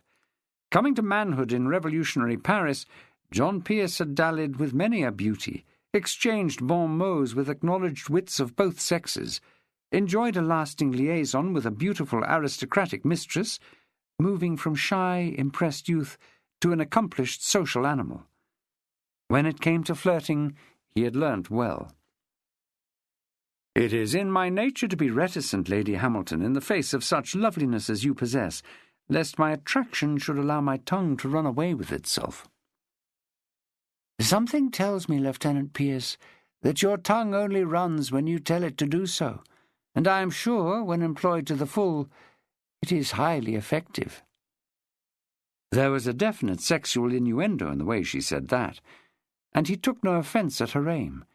She was trying to use her feminine wiles to seduce him just enough to get him to open up and tell her about his mission.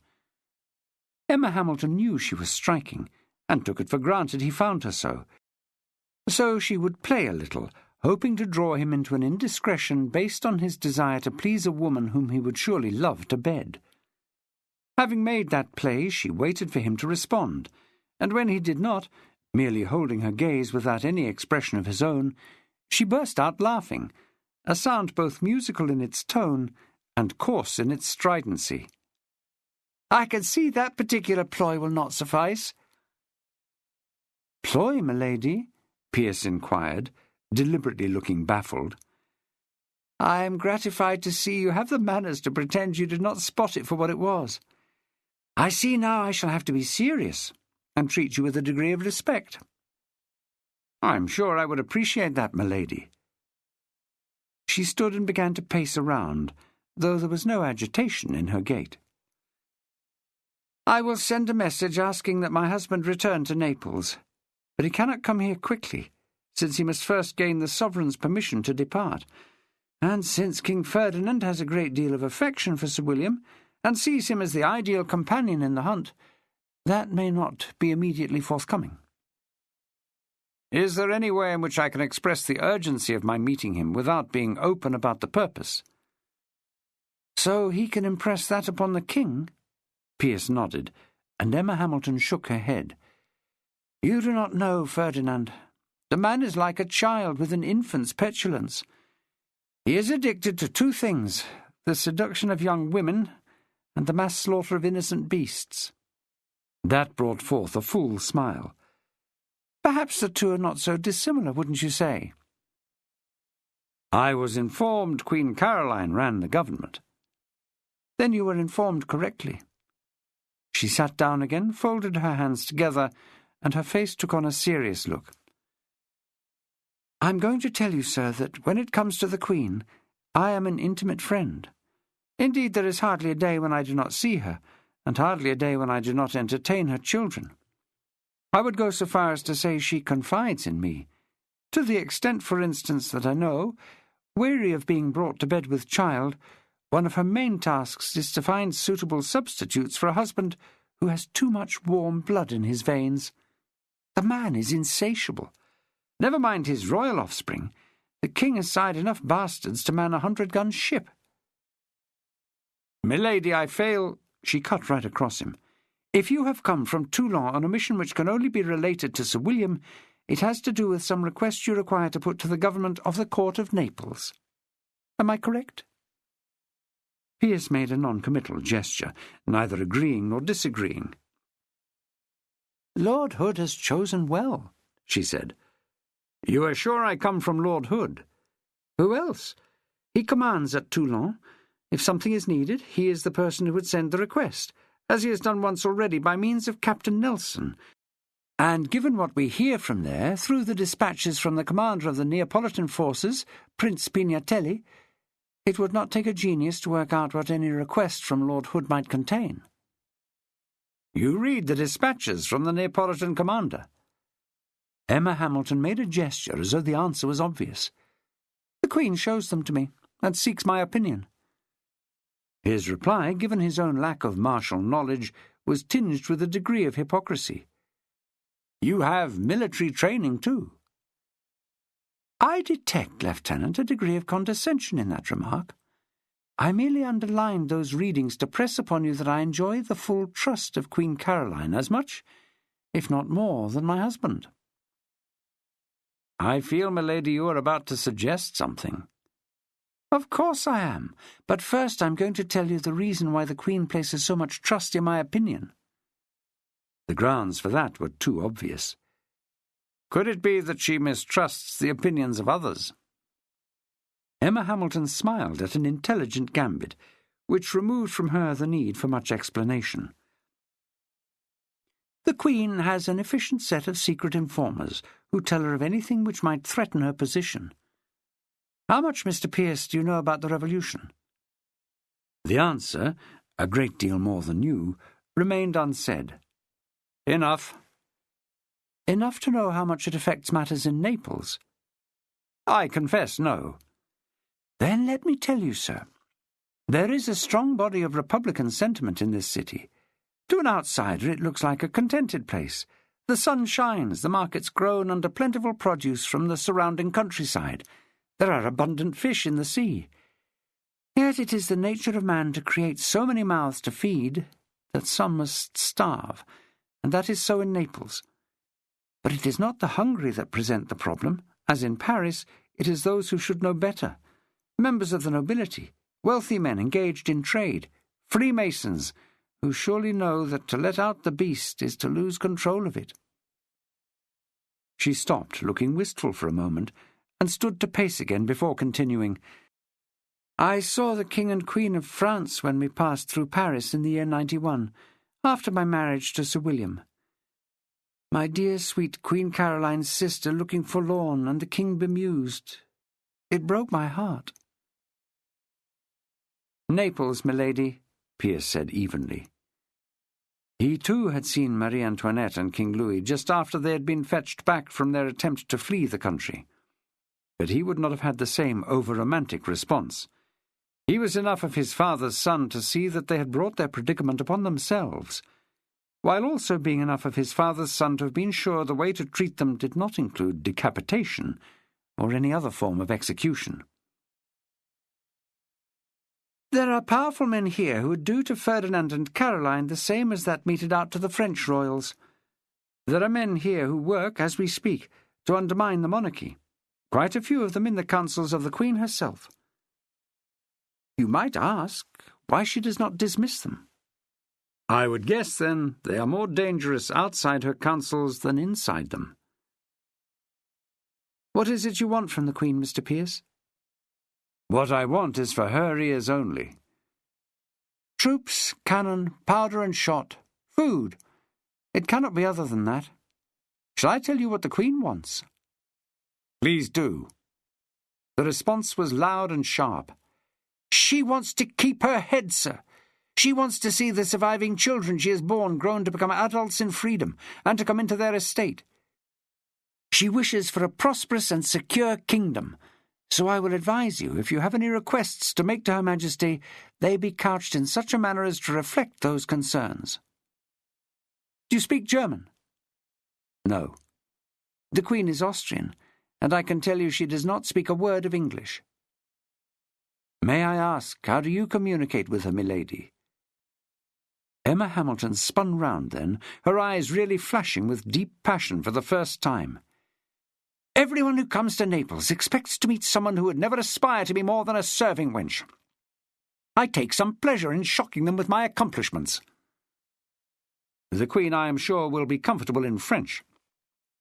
As am I, but we generally converse in German or Italian.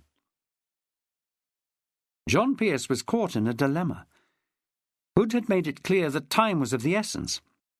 Indeed, he had hinted that a mere few weeks either way in such a tight situation might make a difference. Sir William Hamilton, his entree to the royal presence, was not here, and might not be for some time. Could he believe the man's wife, or was she just puffing up her position and abilities to impress him? That would only make sense if it was habitual, an act she performed with whoever called. Was that the case? After all, she had just alluded to the constrained circumstances of her own background, though she had neatly sidestepped her more common reputation as a high-paid harlot. If Emma Hamilton was accustomed to be recognized and treated as a beauty, she was also, he was sure, even more accustomed to being the butt of condescension. Those visitors to Naples who saw her as an arriviste tart, who had married above her natural station, would heap this on her, and constant exposure to such attitudes would make anyone defensive. Was he not himself often subjected to something similar? What would you say, Lieutenant, if I was to tell you that if you put a request to the Queen, she will ask my advice on the merits of what you say? The disbelief in his voice was deliberate. You alone? No. That negative came with another engaging smile, evidence that she had taken no offence at so palpable a correction. What he would ask for must at some point go before the inner members of her council, those she could trust. Yet Pearce was wise enough in the ways of the world to know how often people in power relied more on the advice of a confidant rather than those whose position alone elevated them to the status of counsellor, which could either be a positive thing or the opposite. The opinion of Queen Caroline when she met with her council would be paramount. If she were ill-disposed towards the matter under discussion, it would be dead in the water. If in favour, only strong voices and sound reasoning would dissuade her. As for discretion, Hood worried about a rebuff becoming public and undermining him, not an agreement to send him reinforcements. I can get you an audience with the Queen, Mr. Pearce. To his questioning eyebrows she continued, But first I have to be sure what you wish to lay before her is a matter important enough for me to trade upon our close association. So we come full circle, Lady Hamilton. We do. Lord Hood wants help, and I would hazard that he feels it can only come from Naples. That it is a secret you must keep from me means he is acting in a manner which might alarm others, might even lead them to consider the worth of their own present commitments. Am I right? There was no point in denying it, and as he hesitated, just enough to ensure it appeared an answer was being dragged from him, he was forced to acknowledge that the ambassador's wife had correctly and very cleverly deduced the purpose of his mission. At the same time, Pearce was not prepared to go overboard. Once he mentioned Toulon and Lord Hood, anyone with a decent brain could have followed logically to the conclusion Emma Hamilton had reached. What was interesting was something else altogether. The way he had heard her spoken about in the past, she was reputed to have no brains at all. More troops are needed to both bolster the defence and to allow for a general assault that would stand some hope of success. Lord Hood has petitioned the government in London for those troops, but they are not, apparently, to be had. Something I would guess he is disinclined to pass on to his allies. Why do you say that? All the submissions so far made to the Court of Naples have been based on a strong contingent of redcoats being sent from England. Then I cannot see how I am to overcome the surprise when I tell the Queen that is not the case, and, Emma Hamilton interrupted, that the Neapolitan forces already in Toulon are therefore in greater danger than at first proposed. Since such an obvious conclusion required no answer, Pearce waited for her to continue. I told you the Queen fears for her head.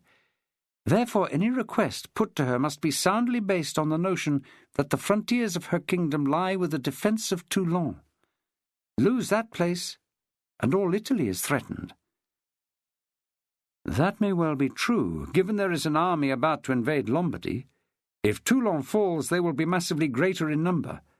Take Lombardy, and they may well swing south.